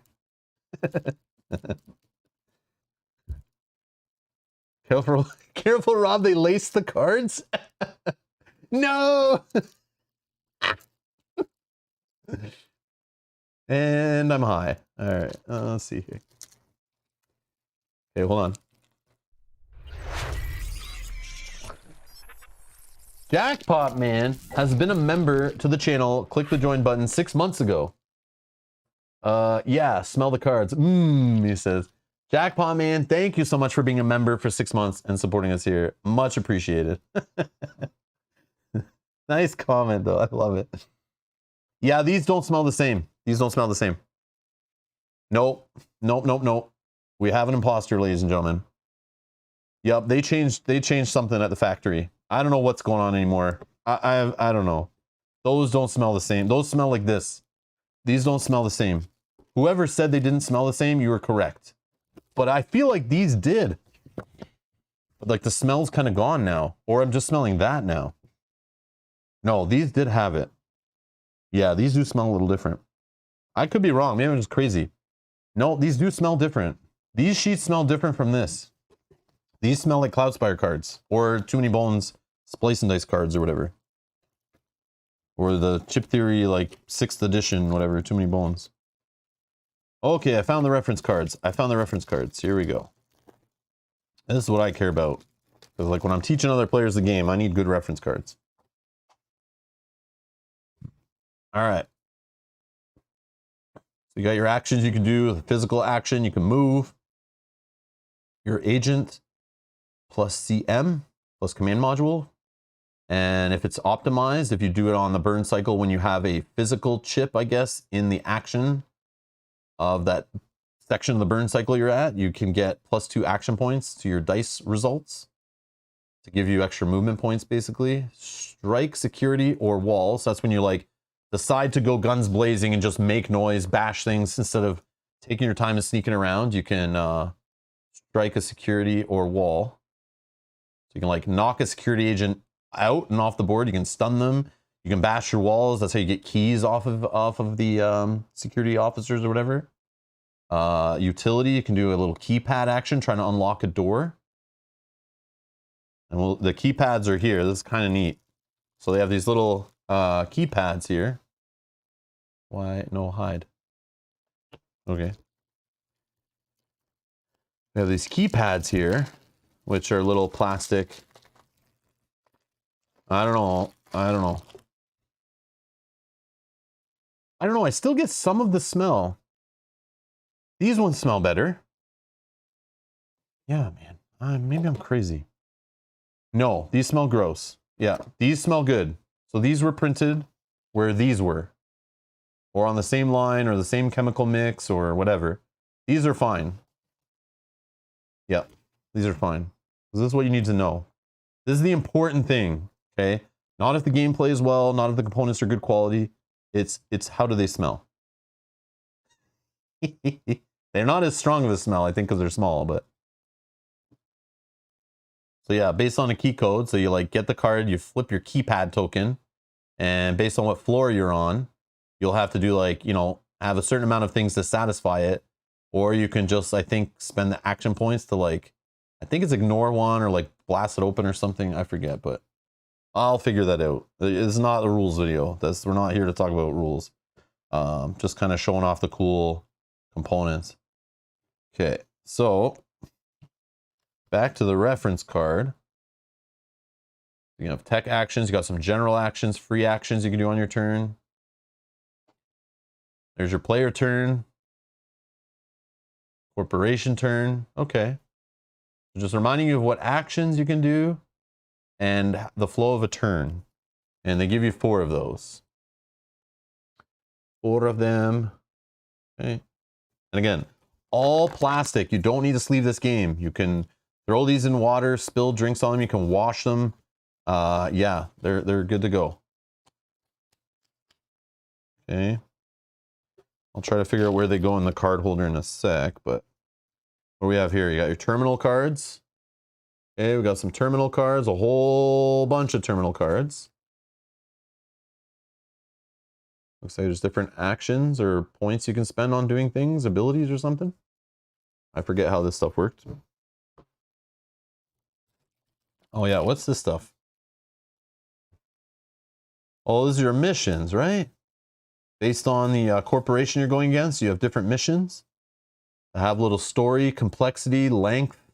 You know, is it 3 floors, 2 out of 3 complexity? And then on the back, you got your what your mission is, like what you need to do. So this one, for example, on floor 1, looks like at 1 or higher players, each bot must collect a cache. You get 2 power if you do it, 1 key to each agent. Second floor, it's called some assembly required. If you're playing with like 3 or more players, they have to do all of these things. Have all warehouse rooms surveilled. I don't know what that means exactly, but I think you just have to go in each room and like roll the surveillance dice or whatever. Distraction action, you get like, so based on the different ones, you could have like different rules, different setup, different goals. That's cool. This all like adds variability, right? It changes it all up. That's neat. So yeah, there's like how many are there? There are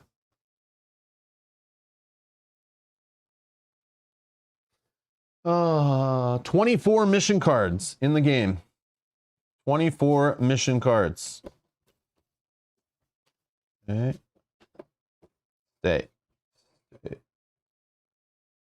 Oh, you're gonna.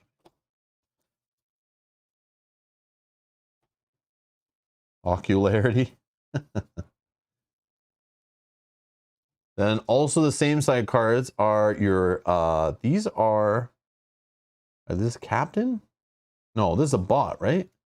Yeah, this is a bot based on these symbols here, right? Oh, okay. Processor, you have memory, interface, byte, transmitter,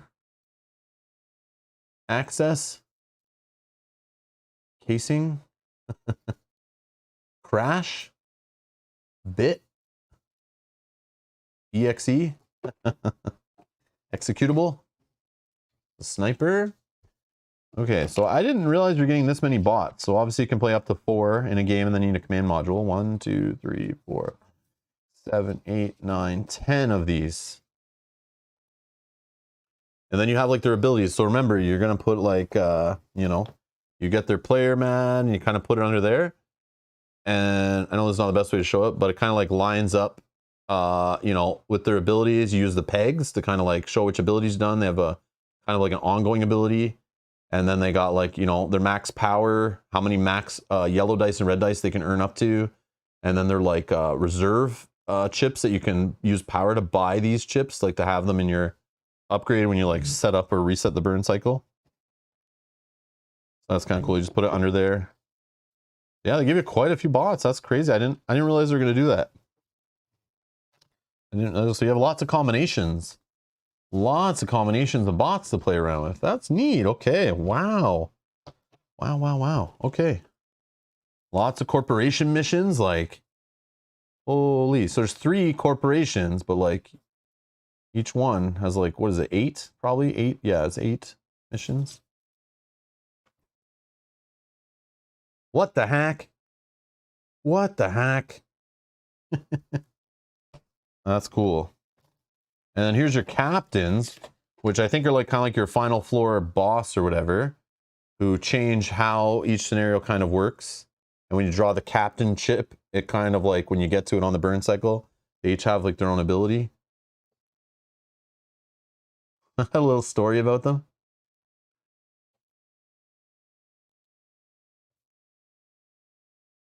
Damn humans. Damn humans. Yeah, so these are like your captains. Crazy. Crazy. Oh, here's your equipment, which is like loot. Gotta get that loot. No, Stacy, I didn't get the brassing figures. I have no interest in them at all, to be honest. Yeah, I just love playing with the poker chips on the neoprene. I don't need brass minis. Like, I like the idea they did something there, but not for me. I have no interest in them whatsoever. But I mean, if you want to bling it out, bling it out. Battery pack, breakable. Once per turn, when rolling for an AP check, your agent may include this die in the roll to gain number additional HP. So these are like little equipment you can find in caches, I guess. Kind of draw these.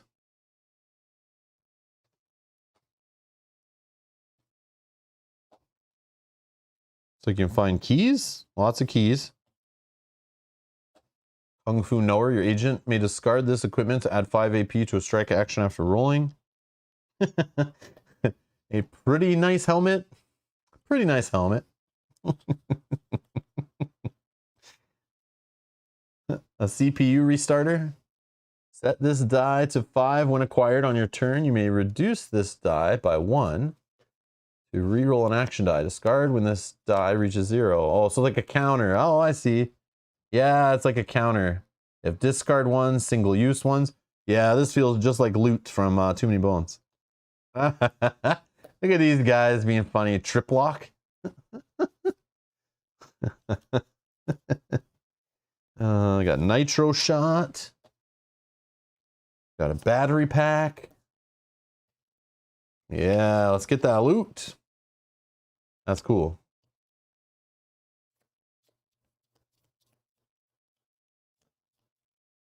Yeah, if anyone has the brass mag miniatures, whatever they're called, Stacy's just asking in the chat, did anyone get them? Are they worth the money? Anyone who's got them and actually played with them, not just put them on a shelf to look at, how did they work versus playing without them and with them, you know? I'm curious. I'm also curious, but so is Stacy. If anyone has any comments, leave them in the chat. I'd be curious. Cool. All right, so there is a card holder in here. I'm going to pull this thing out. They have one of these nice card holders that even tell you, like, in the holder, here's where the equipment goes, network, terminal, keypad. So I can put my equipment in here. Okay. Got our terminal cards, our keypad. And you just shuffle these up and like they're ready to go, and you just play with this at the table like this. And then you'd use your discard, kind of like how I use in some games. I just like discard it face up behind. So when you get to the face up cards, you shuffle. They actually do that in this game. Most games don't say to use your discard piles like that, but that's just something I was doing. It's weird to see them actually telling you to use the cards that way. And I like that. It just saves space on the table doing your discard piles that way. Harder to pick up the discard piles and look through them that way, but I like how it saves table space. We got some mods. Okay, these are like things you can, are these ones you install or you just attach? I don't remember. Battery reserves. Wireless charger.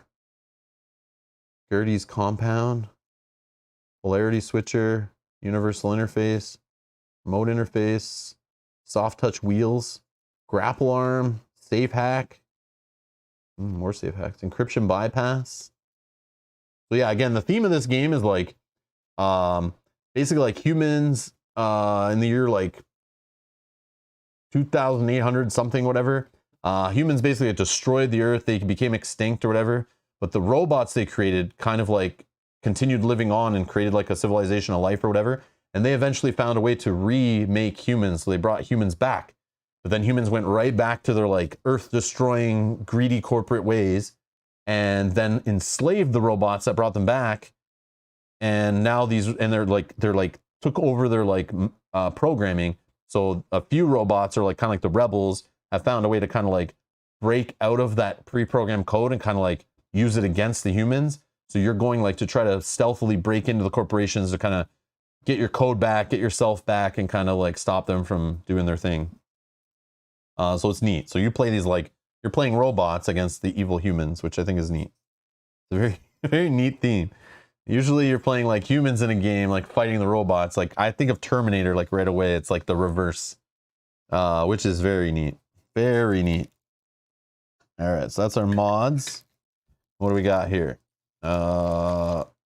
Imperative. Oh, these are like the bad ones you get. There's like the bad cards that like give you something you have to like get rid of.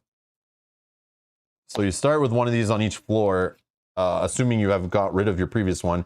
You could discard it, but I think you like lose a power or something. But if you complete what it says, which is pretty bad for you, but you get a power out of it. So this one is Surly Tech Support. Until the next time you resolve a network card, your agent's network level cannot be increased. So basically you've got to resolve a network card. And then this card goes away and you get a power, but like you can't increase your level or something, right? Like you just kind of like this annoying things happening that you're trying to get rid of. Troll sequence. The next time your agent takes an optimized physical action, you do not get the optimized benefit. And then you get rid of this card and you get a power. Okay. But then the next time you go to a floor, if you don't have one, you get another one. Sticky floors. The next time you take a move action, you may not roll more than one action die. Got some flavor text on here too. Oh man, these guys. This funny stuff.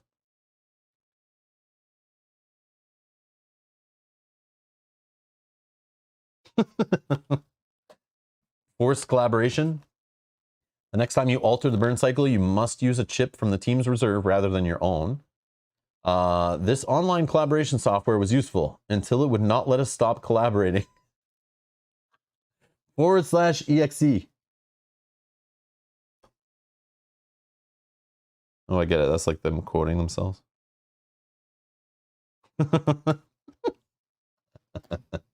Buffering. The next time your agent's IP ends a movement on a different layer from where it started, it cannot be moved again that turn. This does not include transferring from its access point.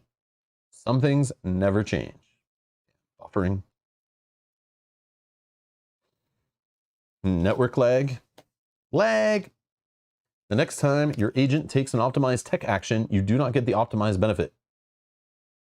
Ignatia's KD spread must be awful right now. My KD ratio is lagging, bro. Damn network lag.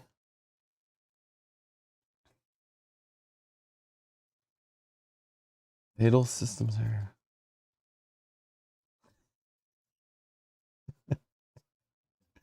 Two-factor authentication. Next time you roll 2 on an action die, return the die to the supply without using its result. My mother's maiden name.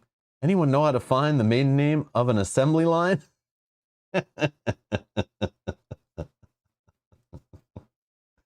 Oh man, that was good stuff. Oh, good stuff. Mandatory systems update. The next time your agent enters a room, they must remain in that room until the burn cycle reboots. A healthy bot is a regularly updated bot. Oh man. Okay, this is good stuff. I'll read more of those later. I'll leave some of them for you guys. There's like a whole bunch of these. They're all unique. They all have different like flavor text on them. I'll definitely read some of these during the playthrough, get a good chuckle out of them. That's awesome. That is awesome. Glad they put all that kind of like IT humor in here. I love it.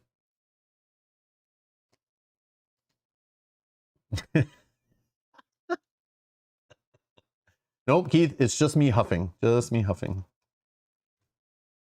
All right.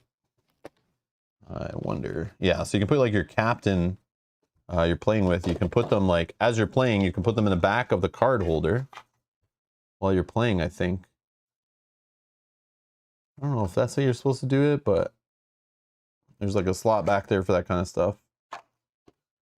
Oh, we got our network cards. I haven't opened these yet.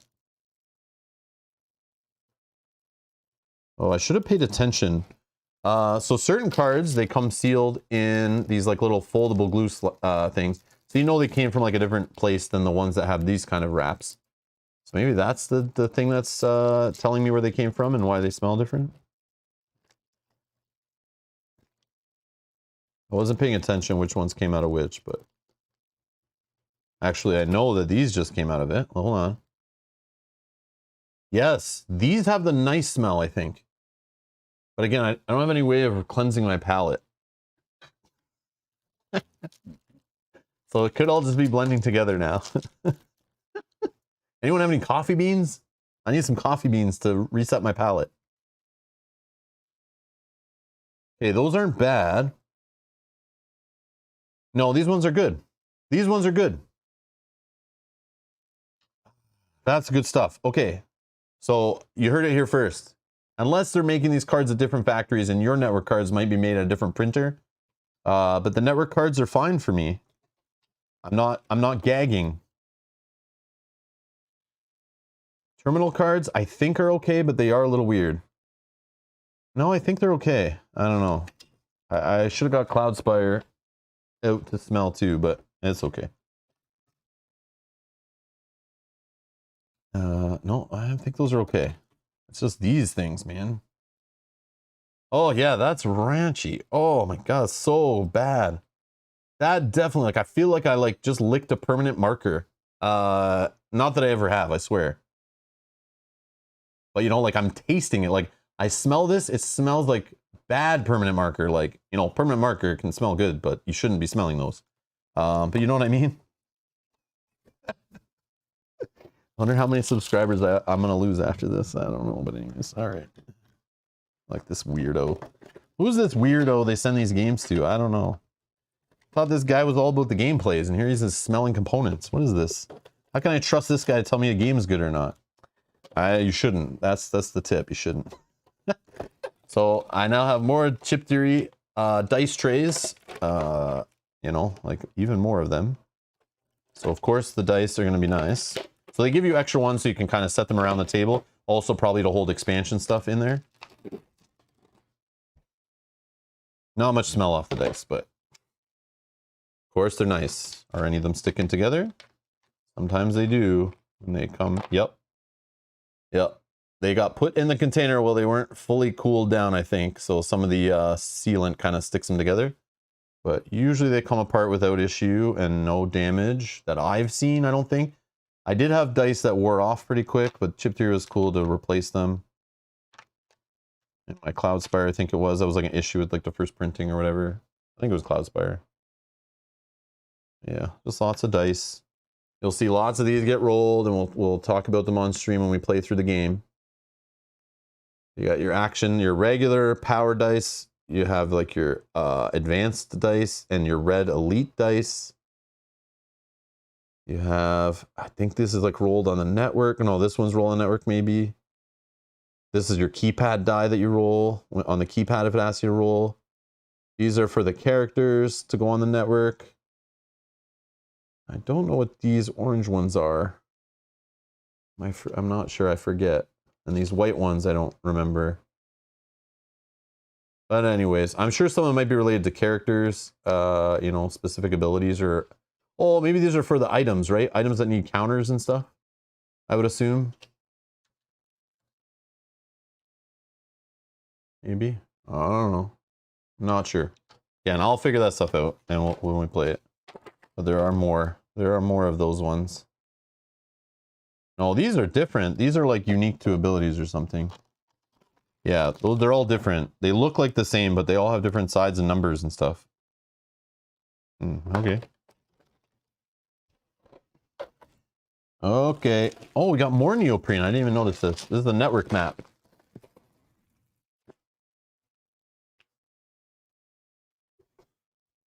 Oh yeah, one of those red dice is the corporation, right? So this is like a little like side mini resource management kind of game where you're like, you know, you have a network level and you're kind of moving a peg around here, going through the nodes, trying to fire off abilities and get like good things to happen, hopefully.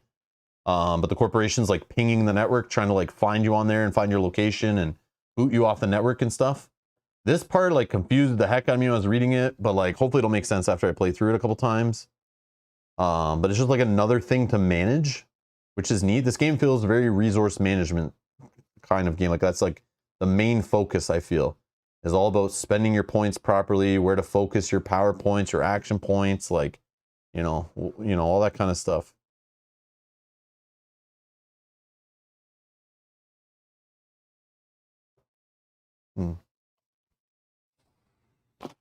You Lol Too Much says, I found that the extra dice trays shrunk a bit and can't fit a full set of dice now. That's a thing?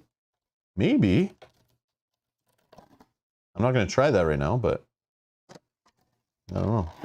Yeah, like maybe they squished in shipping, like, or something. I don't know. I don't know. Oh yeah, here's the beads. So here's the beads. You move around the boards to track things and stuff. They're the same kind of beads that I was expecting. That come with like the adventure maps in Too Many Bones, or you can find at your dollar store. You know, for filling a vase or like fish tanks and stuff, I think. Ooh, those are pretty shiny. Nice. Okay. So yeah, they have different colors because they have different purposes, but yeah, those look nice. Those should show up on camera good, so I'm liking it. I don't know about the clear ones, but hopefully. Oh, they're also like the ones you find. Wasn't it Nemesis has these too, right? That they use this kind of stuff. These are like, yeah. Hopefully these show up on camera, okay. And you can see like where we're tracking. That's the only fear with that stuff.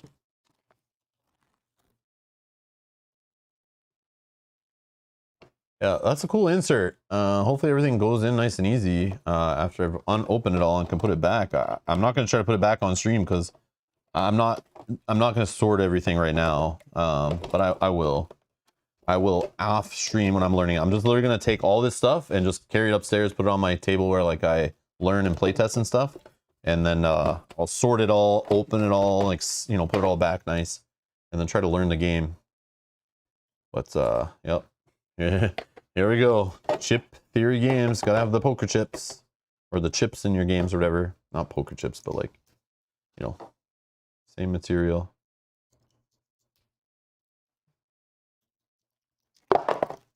Oh no!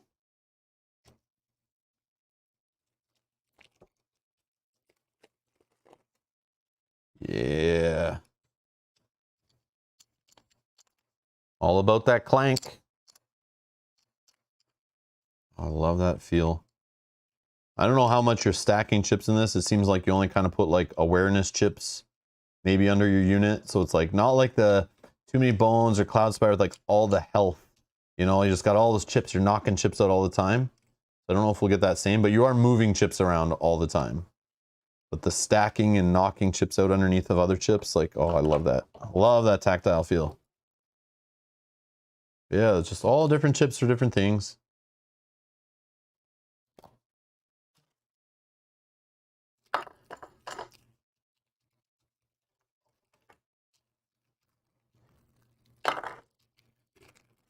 Damn it. Wow. Woo.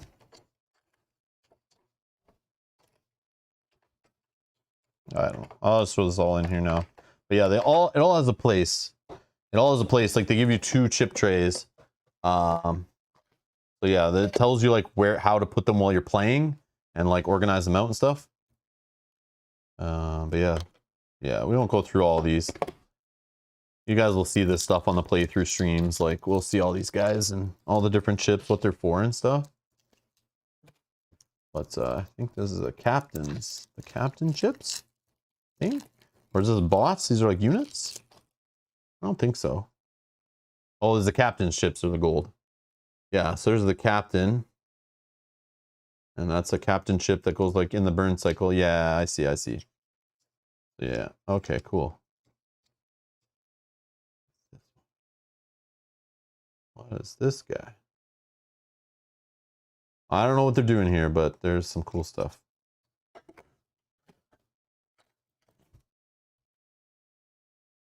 Oh, those are your bots. I see. Those are your bots. This is like a sentry bot or whatever you call them. That's like I don't know, a level 3 one. I think that's what's saying. That's your like level 3 or floor 3 or whatever. Bots? Yeah, I see what's happening. It's hard to tell in the PDF. It wasn't like the highest quality images. So it's hard to tell like What was what? Oh, I see. Oh, okay, okay. Yeah. All right. Those will go over here somewhere, but yeah. So you got your like level 1 little bot guys. These are like your baddies, basically. Task drone. So it's like, I think that's its movement. That's its like floor level or whatever. This is like its awareness. So like how far in front of it sees. And then half that value is how far around it, like behind it, it's aware. And then this little symbol is like what type of movement it has when it's going like on patrol. So yeah, it's like standard baddie stuff. So like the captains are like your bosses, your tyrants kind of idea is how I think of it. And then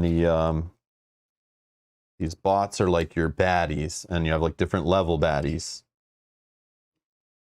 Anyone who hasn't played too many bones is like, what the hell are you talking about, man? What are you talking about, Rob? I don't know what you're talking about.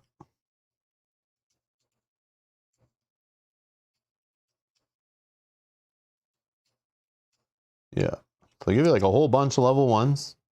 So again, you'll see like random ones in your playthrough. Maybe some of them are set up specific based on like certain scenario setups or something. Oh, there's your level 2s. Okay, and then you got like, show a couple here. We got a hamster. It's in like a hamster wheel kind of thing. I think that's what they're trying to show there. Radiohead. Okay. Bulldog. Oh, if I can get the focus there.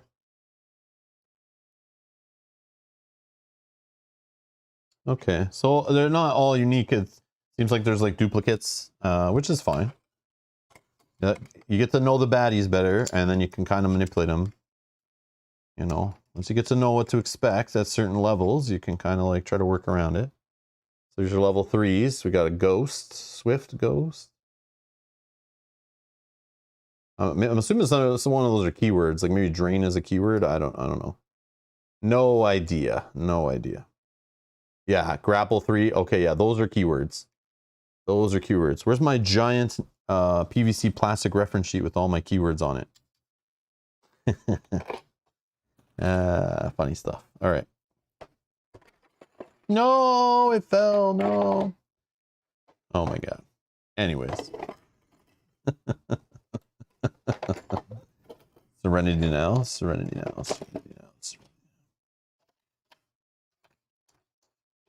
It's fine. We can just throw some chips here. I gotta sort all this out anyway and go through which goes where. But I'm not gonna do that on stream. That's like boring. That's boring for me off stream and on stream. I don't want to do any of that stuff. Get out of here. I'll leave this one sealed, but I don't know. Maybe I shouldn't. There's the bots in here, right? Let's get those bots. Let's get those bots. I don't know if the chips have a smell. Oh yeah, they do. You know what they smell like? They smell like plastic action figure toys from the 80s. I'm getting a little whiff of He-Man, Thundercats. Yeah, that's what I'm getting.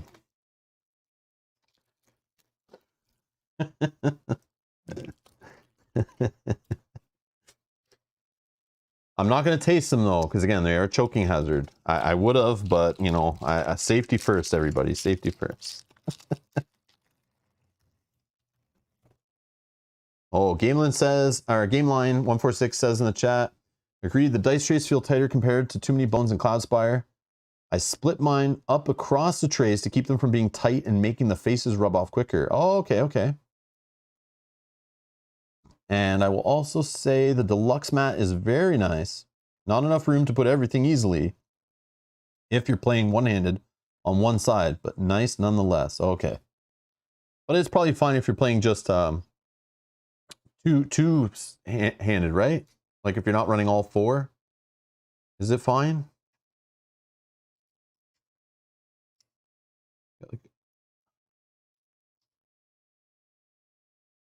This is, I think, Bits awareness chip, I think it was showing here. So it shows like active and like kind of like inactive. So it's been like used to show you so you're not redoing things. I like that kind of idea. Joan.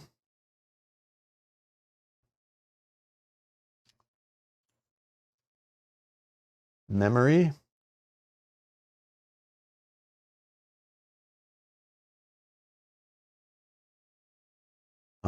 Memories art here is giving me the vibe of like the I think they're called Mousers from Teenage Mutant Ninja Turtles. Anyone? Those little like robots on like one wheel that like have the whips. They're in like the Too Many Teenage Mutant Ninja Turtles like arcade game and the cartoon and stuff. Anyone? That's what I was getting there. That's the vibe.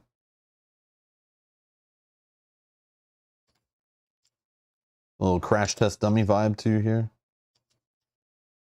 Speaking of, we got Crash. Why no focus? Well, he's giving me Bumblebee Transformer vibes. Yep. That's what I'm getting here. You guys want to know what goes on in my head? That's what goes on in my head. We got Bite, not to be confused with Bit. Got Access.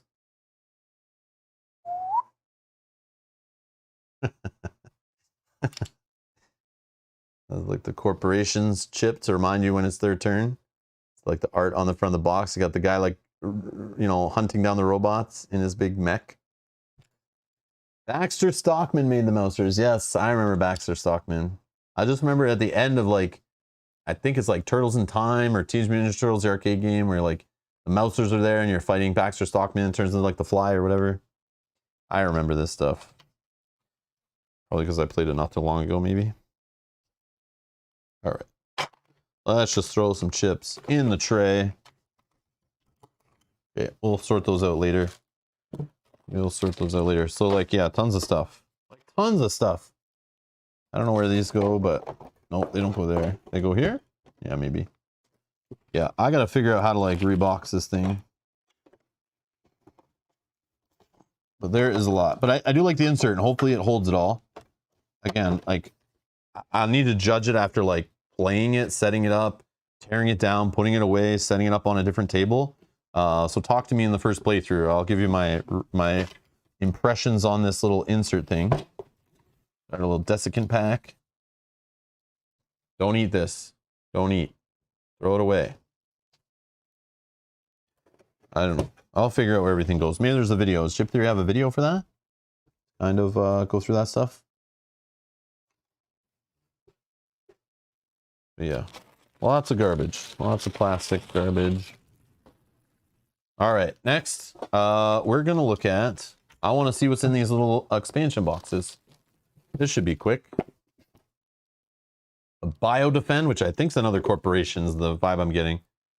Okay, let's get the plastic off here first. We're not staring at lights shining in the camera.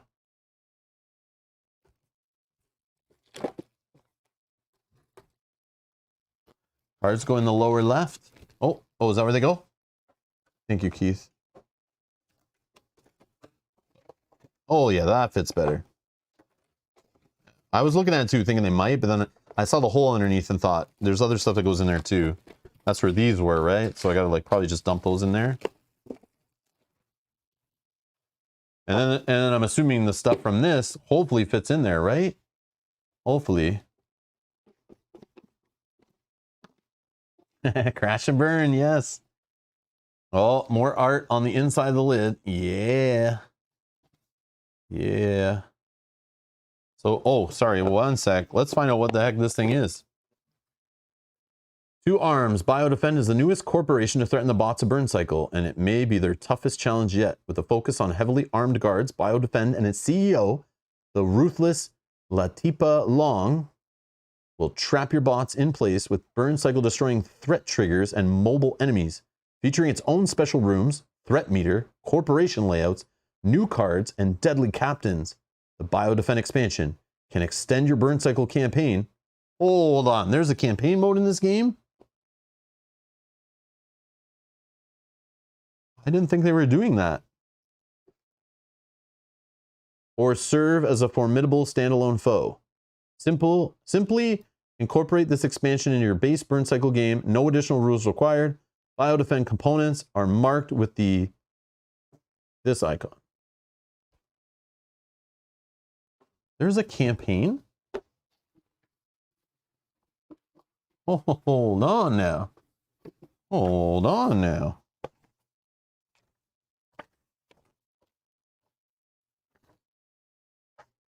I didn't get the full rule book done. I would hope they wouldn't put that in the learn how to play. Probably in the rules reference, right? Again, I didn't follow. No, there's no campaign listed here in the index. Is there like play modes or something? I think the campaign is coming. Oh, okay, so it's not in here.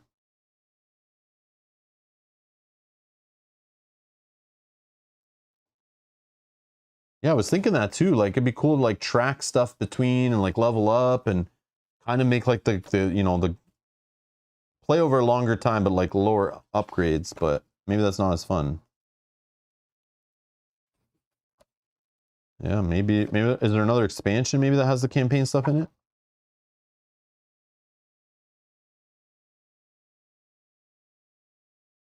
Looking for like variants. No, no, I don't see this.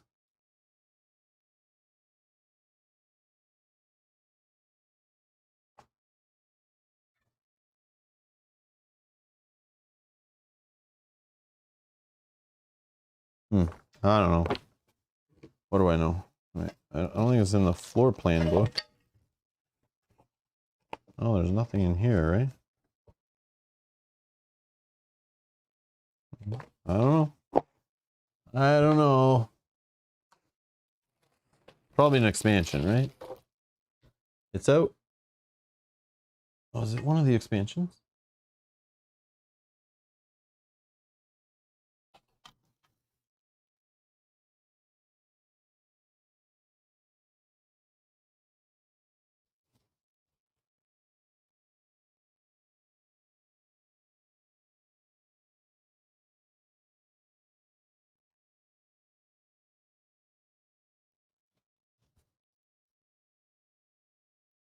Yeah, I don't know. I maybe it's not this.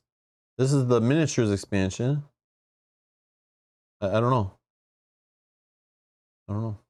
I didn't know there was a campaign or anything about it. That's crazy. Unless it's like a typo or something that's coming later. I don't know. Or maybe there's something in here about it. I don't know.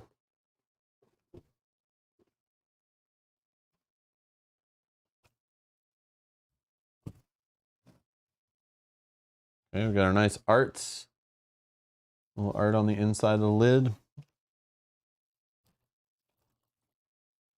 We got our mission cards. Yeah, a whole other corporation. That's crazy. Man, there's a lot here. Lots of missions, new captains. Hi, boss.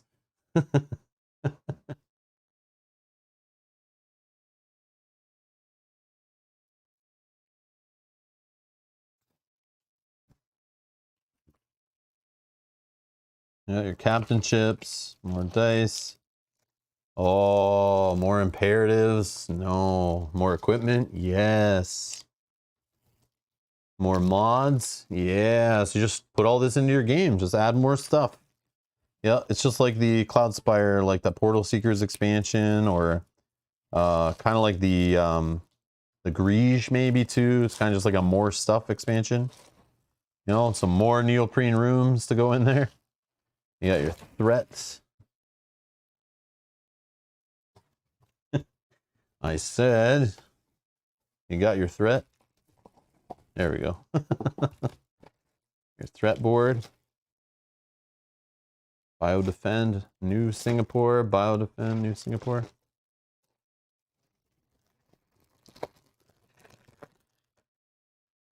I don't know. Not sure. Not getting much smell at that one, but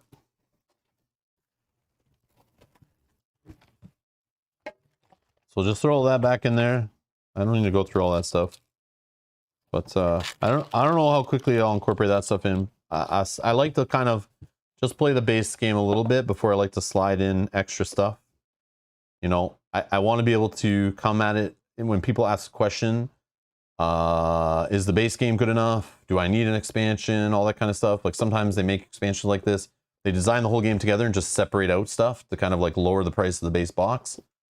But then sometimes this stuff is like, could contain some of the magic that makes the game great and it feels not complete. But we will see. I will try the base game out, see how it is content-wise. And then I'll jam in the expansion stuff. Then I can kind of talk and answer that question like, you know, did it get better when I added it in? Is it just more of the same? Do I need it? Do you not need it? I don't know.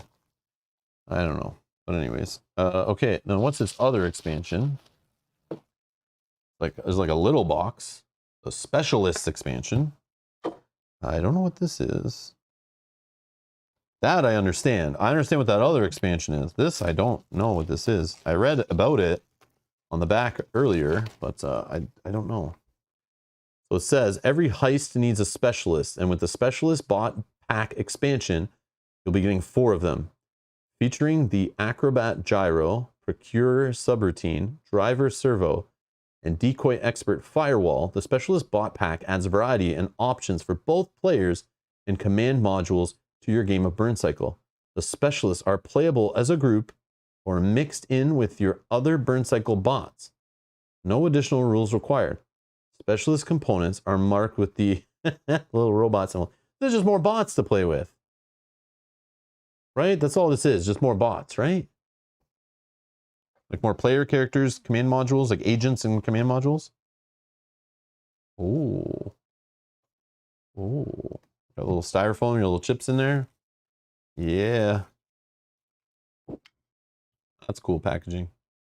So servo, I see. Yeah, it's just bots and their awareness chips. I see. You need more bots? Like, that's crazy. I was already like blown away by the amount of bots that were in the box. And there's like, oh yeah, we have 4 more we made that we didn't put in there. And I suppose they'll all fit in, right? We have spare room. Firewall. Oh man, that guy looks cool. Let's get this out. We'll look at the art. Get the yeah, I don't know why I'm looking at art on a little poker chip when we can look at the art on the cards.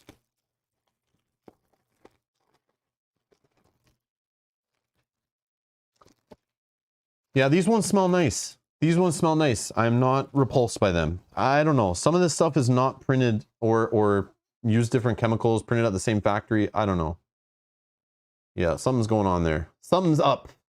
We got to get to the bottom of this.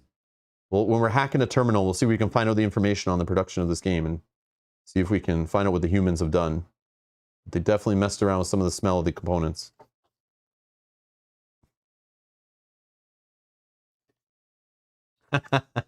Ah, man, what's that transformer? The purple guy that turns into like the gun? Not the silver one. There's the purple one that turns into like the orange gun on the front. He has like a head like this. I don't know what that guy's name is, but yeah, he's got this kind of head. Whoever, like Anthony, whoever did the art for this or who, you know, designed the ideas, you can see they love Transformers. There is Transformers stuff all mixed in here. I'm getting the Transformers vibe. Definitely more than meets the eye going on here. Gyro, flex plan. Subroutine. What's this guy? What are you buying? He's got a Game Boy and a Super Nintendo controller in there. What is this? What is this? Look at this. He's got a multimeter in there. What is this stuff? Oh, he's got like a little nanobot. What are those things called? The Tamagotchis? Is that iPod? Is that like an old iPod in there? With the wheel? Where this game takes place in the year like 3000 and this guy's rocking like 1980s and 1990s 2000 tech in here. What's going on? This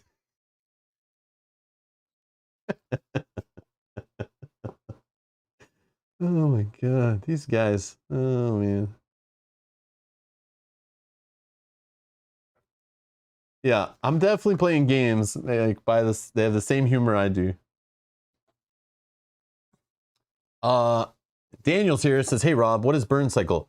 I don't know what Burncycle with a capital B is. I'm not sure what that is. That's something that's probably trademarked, you know, all rights reserved, all that kind of stuff, copyrighted. But this is Burncycle with a lower B, all one word. This is a board game from Chip Theory Games, the publishers of Too Many Bones, and Cloudspire, and Hoplomachus, and Triplock, and Game to Pick a Game, and I don't know what else they made. But their most well-known, most successful, highest rated game in the top 100 games on BGG is Too Many Bones. So it's their newest game from the folks over at Chip Theory Games. And I believe Shannon had like a big hand in this one. Anyone know Shannon from Chip Theory Games? Super popular, or super like, not popular, but like what I want to say, super engaged with the community is Shannon. Great on answering rules questions in the past, joining our chats. Super cool Canadian. She has now moved to a more design role at the company, and she had like a big part in like basically like developing this game. I think is basically what it explains in the rule book, which is cool to see. So pat on the back, Shannon, for that. But yeah, Chip Theory Games. It's another game full of PVC plastic cards, neoprene mats, poker chips, and pretty complex gameplay with deep strategy and tactics to it. That's what I'm getting so far based on what I've seen. But we're just unboxing it today. I just got it today in the mail, finally. And I'm excited. Like, I can't wait to like get this. So stay tuned for playthroughs for sure. Carlos, thank you for subscribing. Thank you so much. Yeah, I didn't want to say popular. I meant like engaged is what I want to say. Like prominent member of the P word. That's probably what I was looking for in the community. You mean too many boxes? No, I don't have any boxes for Too Many Bones. I have a giant wooden case called the Trove Chest. Too many boxes. Get out of here. You have too many boxes because you're not throwing things away and combining them.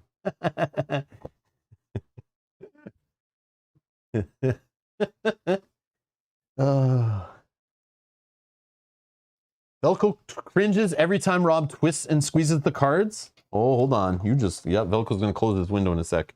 No, these are made with PVC plastic. You don't need to sleeve them. They're waterproof. They're windproof because they're heavy. But yeah, I love the way they bend and fold. Yeah, they're like, yeah, they're great. I love shuffling these thin ones. Like the new stuff since Cloudspire. They made them nice and thin, easier to shuffle. Oh, I love the sound of them swishing against each other. Yeah. Oh, yeah. Yeah, I just love the tactile nature of these games. The chips, the neoprene, the cards. Like, it's like nothing else. I don't know. I guess it's like something else. Like, it's like playing at the casino, right? Maybe not with as nice of cards, though. Oh, I love it. Yeah, I love it.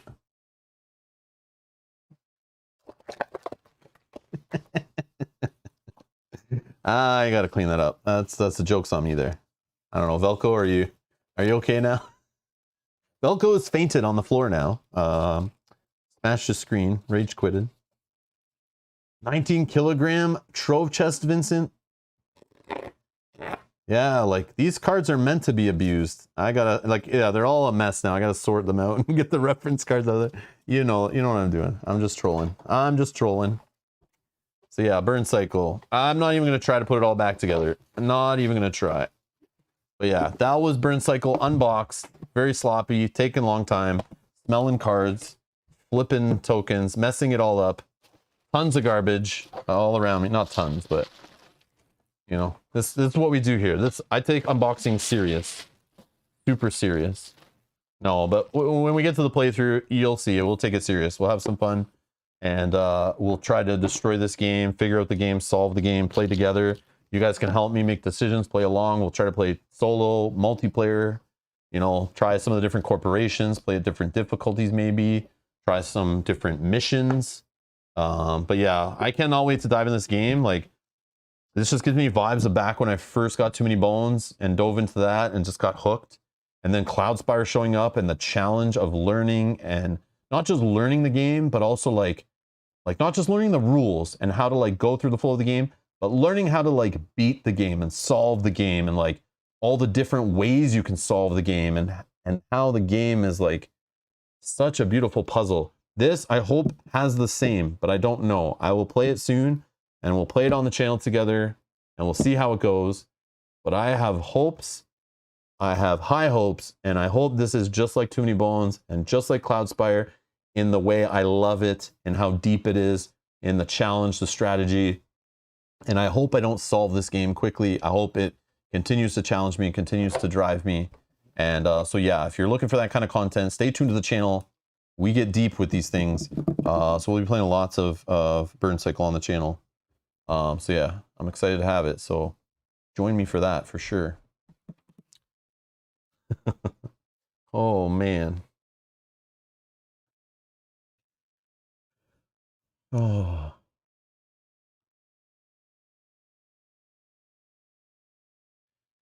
Nice. Velcro shortly passed out. Jill says, need to make room in my Kalax stuff. Oh. Yeah, the Trove chest is like made to fit in a Kalax. Hope IKEA never changes the measurements on Kalaxes in the future and keeps making them. Skip asks a super important question. Will there be random card / token smelling throughout the playthrough? Not usually. Especially if I have other players come over, I don't want them to kind of like be turned off and like not want to play again. So I have to act like everything's cool, you know, but as soon as they leave, I'm like all sniffing it all over the place. No, I usually only do it when like I unbox something. When I open it for the first time, I get that nice whiff. Because after time, like those smells dissipate, right? They don't have it anymore as much. So that's why this was special, is that I open it and like all the smells are potent. They're fresh. It's not like one moment and then your memory attaches to the smell and it'll bring me right back. When I smell these again, I'll be brought back right to first discovering Burncycle. I got brought back right to first discovering Cloudspire and Too Many Bones and all this stuff. And yeah, it's just a fun nostalgia smell to memory kind of thing that I like having. And it's neat, but yeah, I know it's weird, but it's like, it's a thing. Trust me, it's a thing. So no, not during the playthrough. During the playthrough, I am focused on making sure the stream goes good, making sure we got the rules down, making sure we beat the game. That is my goal, and we figure it out. So it should be fun. I'm looking forward to it. Hopefully next week we'll have our first playthroughs, if not a week and a half maybe from now. Again, Mel's going away for work for a few days, so I'll try to learn it solo and kind of figure it out. Maybe I'll have a solo stream next week is the plan. But I do have other streams I have planned and stuff too, so... But if this showed up a month and a half ago, I had a plan when this showed up to clear my schedule for 2 weeks and literally just focus on this game. That may still happen. Just might take a little bit, but I want to play this like very much focus on the game.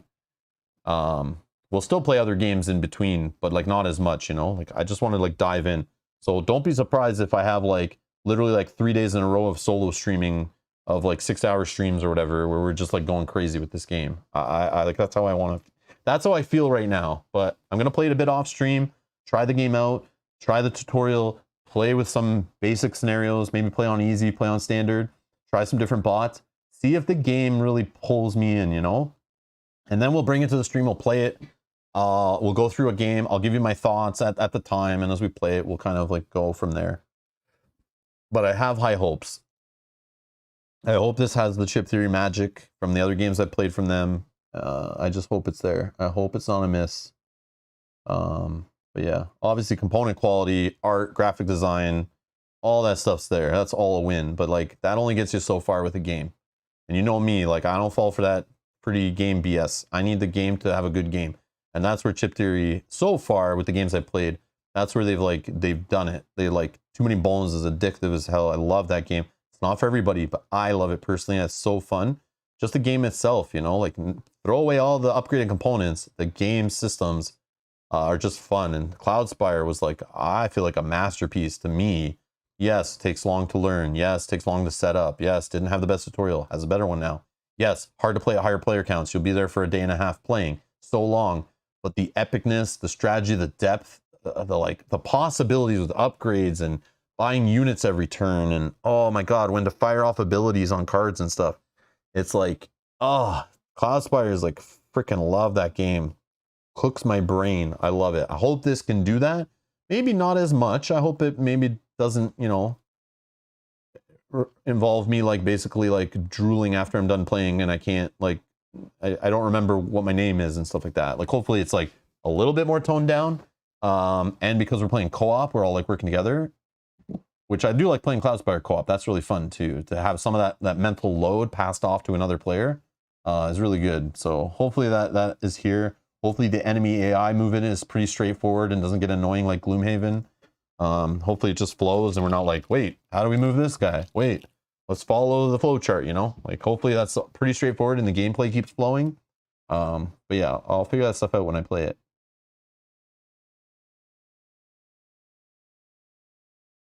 Tara asks, Rob, what's your plan for when you reach 15,000 subscribers? You're so close. I don't know. I'm so bad with that stuff. I am so like focused on just trying to make great playthroughs and live streams and stuff. I always forget about the extra stuff, the like celebrating the things. I'm like very bad with like, you know, I do a good job in school or I get a perfect on an exam in college or like, you know, do something great at work, get a promotion. I'm like, yeah, whatever. Like, I don't care. Like, we still got work to do. Like, I don't know. I very much stay on task and I'm not one for all the extra stuff. Like, I never was a fan. I don't know. Maybe it's like my introvertedness. But like when, you know, like after work parties, let's go out and have a beer. Let's celebrate the project got finished. I don't want to do any of that. I just want to come to work on the project, get things done and move on to the next thing. Like, I'm very just like kind of like driven in that way. I don't know. It's weird. But I don't need the fluff. Like, I'm not one for birthday parties. Like, I don't need things celebrated. I don't need pats on the back. I'm very weird like that. I don't know if that's a thing. I don't know if that's common or not, but I'm just like that. So like, to me, it's like the goal, it's like the goal of where I want to get with this channel is like a carrot in front of the donkey. Like, it just, I never reach it. I never want to reach it. I never want to feel complacent. I know you're supposed to celebrate those little milestones, and they help drive and keep you going. And they do. I still remember the 500 subscriber. I have photos and everything for when our friends were all over playing a game. We hit 500 subscribers on a stream or whatever, or a video or whatever. It was so fun. I was blown away that I hit 500 subscribers. I thought it was the craziest thing. And yeah, now we're coming on to 15K. I thought I would never hit 10K ever. And that was like the biggest deal for me. But I try not to make a big deal about it. I just want to keep going. Now I want to hit 15K. Now I want to hit 20K. I just want to keep going. Like, I never want to feel complacent. I don't know. But I know what you mean. Like, I don't know. Maybe we'll do a 15-hour stream playing burncycle. I don't know. I'm not sure. I don't know what to do. I don't know what to do. Belko says, maybe you have some German genes? Maybe. I don't know. I'm not sure. Maybe.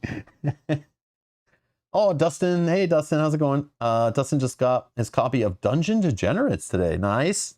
Yeah, that's one in the back of my head. I want to play more of that game too. Yeah, Mel and I were talking about that. We got to put that on a poll in the future to go like play a future campaign game. We'll put Dungeon Degenerates on there at some point. And we'll see if people want us to play that. Got to play through Folklore a bit more first for sure. Of course there will be smelling. Doesn't matter if you play with Mel. That's true. Yeah. So I don't know. I don't know what we'll do at 15K. I don't know. I don't know. We could do something fun. Like, we can do like a stream, a 15K stream of just 15 hours of playing like silly party games or something fun, just hanging out with chat, having drinks.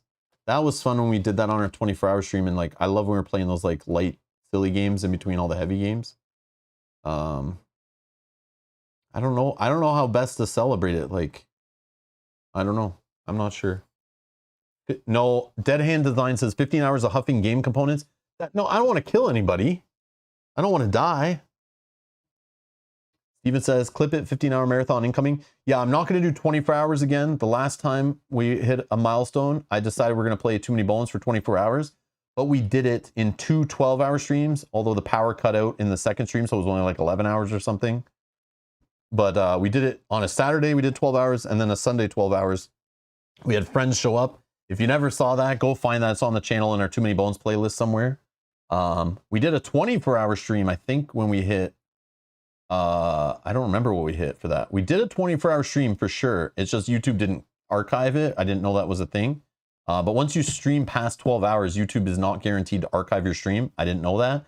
So our 24-hour stream was so fun, but it got lost. We played like so many games during that stream. You know, we did Too Many Bones. We played like Mansions of Madness. I remember we played like Wingspan. We played a bunch of like silly party games in between games, and we just never stopped for like 24 hours straight, basically. I mean, we took a few breaks, I think, but we had like Kyle joined us. Our daughter played with us. It was so fun. But I won't do it again because like the last like I'm getting too old for that stuff. The last like 6 or hours or so was like almost torture for me. I was like trying to stay alert and awake was like so rough, like so torture. I still had fun, but it was like really hard. And maybe we just played too many heavy games in that 24 hours was probably my mistake. So maybe I need to scale it back, like 15 hours where we do maybe like some Q&A in there, some party fun games, maybe a couple cool like heavier games, you know. I don't know, something like that. But we'll just stream for like 15 hours straight, having a good time. Yeah. Yeah, I wish I was recording that stream locally for the 24-hour stream because there was some awesome games and awesome moments and playthroughs. My plan was anything fun that happened, I was going to like cut it out into a separate video so people didn't have to like dig through a 24-hour stream to try to find like a playthrough of Mansion of Madness or something. And then, yeah, I went to go look and it was gone the next day. I was like so pissed. I remember like Googling like what happened here and I was like emailing YouTube and like, of course, no one was answering because I'm a nobody. And yeah, then I read and found that after 12 hours, it's not guaranteed anything will be archived. So that's why the next celebration, we did 12 hours of Too Many Bones, but I made sure to end the stream like right before 12 hours. And I think I even recorded them locally just as backup. But yeah, so that's what I'll do next time for the 15 hours. I'm going to record it locally, I think. Assuming it won't be archived. And then I got to like upload it after and then, you know, post it. It's so weird. 15 filler games, 15 glasses of wine. Oh my God. Start a long game, and each hour you have to start another game, and you have to complete each one. So there may be times where you're rotating through like 4 games at once. Successful Geek, that sounds insane. Yeah, that's kind of funny though. That'd be interesting, actually.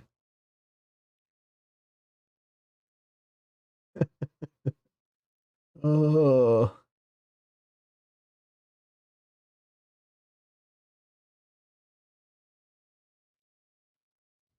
Yeah, it's not that like I can stay up for 24 hours. I can do that. That can be done. But trying to stay up for 24 hours while playing like 3.5, 4.0, 4.2 complexity board games and trying to keep rules straight and stay alert on a stream and interact with chat and make sure the other players are playing right at the table and stuff. Yeah, that for 24 hours straight, that was too much. I'm too old for that is what I'm saying. But yeah, that was tough. That was tough. Yeah, all right. 15 slices of pineapple pizza, 15 hours of mage night, and 15 minutes of chat. Imagine that I'm playing mage night and I only do 15 minutes of chatting. Like I'm not like I just have to stay focused and keep playing 15 hours. And then I'm like, all right, I start a timer, 15 hours of chat, and then it's like at the end I just cut it off and move back to playing. Oh.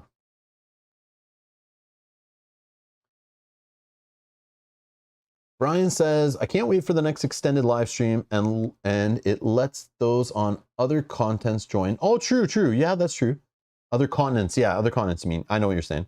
But I think an 8-hour stream per day would be cool. 8 hours on Saturday and 8 on Sunday. Yeah. Yeah, that could work actually. Or like 7.5 each day, I guess, would be like because it's 15 hours. I don't know. I'm just thinking like 15K, 15 hours. It doesn't have to be 15 hours. It could be more or whatever in multiple days. That's fine. Yeah, we'll figure it out. We'll figure it out. Talk in the Discord and kind of figure out what to do there. Did you see the Steam game that is Mage Knight without being called Mage Knight? No, I didn't. And Brian's asking, when we'll see burncycle playthrough? Probably next week, maybe a solo playthrough. And then hopefully the weekend after is with Mel. Mel's just going away for a couple days, so she's unable to kind of like sit down and learn the game with me yet. So hopefully we can have time to do that like next week.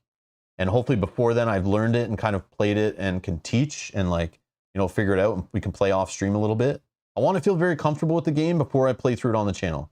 I'm in no rush to get a playthrough going, but I am kind of, but like I want to make sure it's done right. Like I want to, you know, come to it and know the game well and look up rules beforehand, kind of figure out the strategy, really understand the bots we're playing and the corporation we're playing with. So yeah.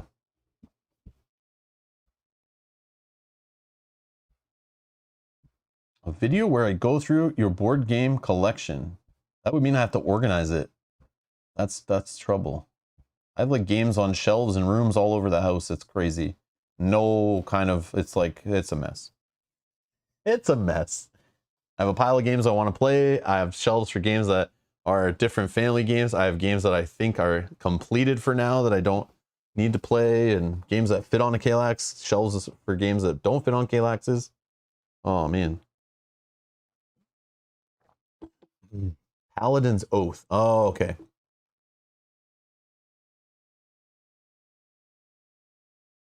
I'll look into that Successful Geek, but I don't know if I want to support that if they're just like stealing that content. I thought Direwolf Digital was supposedly making a digital version of Mage Knight. Supposedly a couple years ago they said they're still working on it, but I don't know if like they fell through or like WizKids, you know, maybe stopped paying the bills or something. I don't know what's taking so long with that, but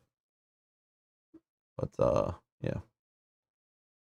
Dustin says, I found burncycle to be a big learning curve. Haven't sat down to play and felt like I really got it yet.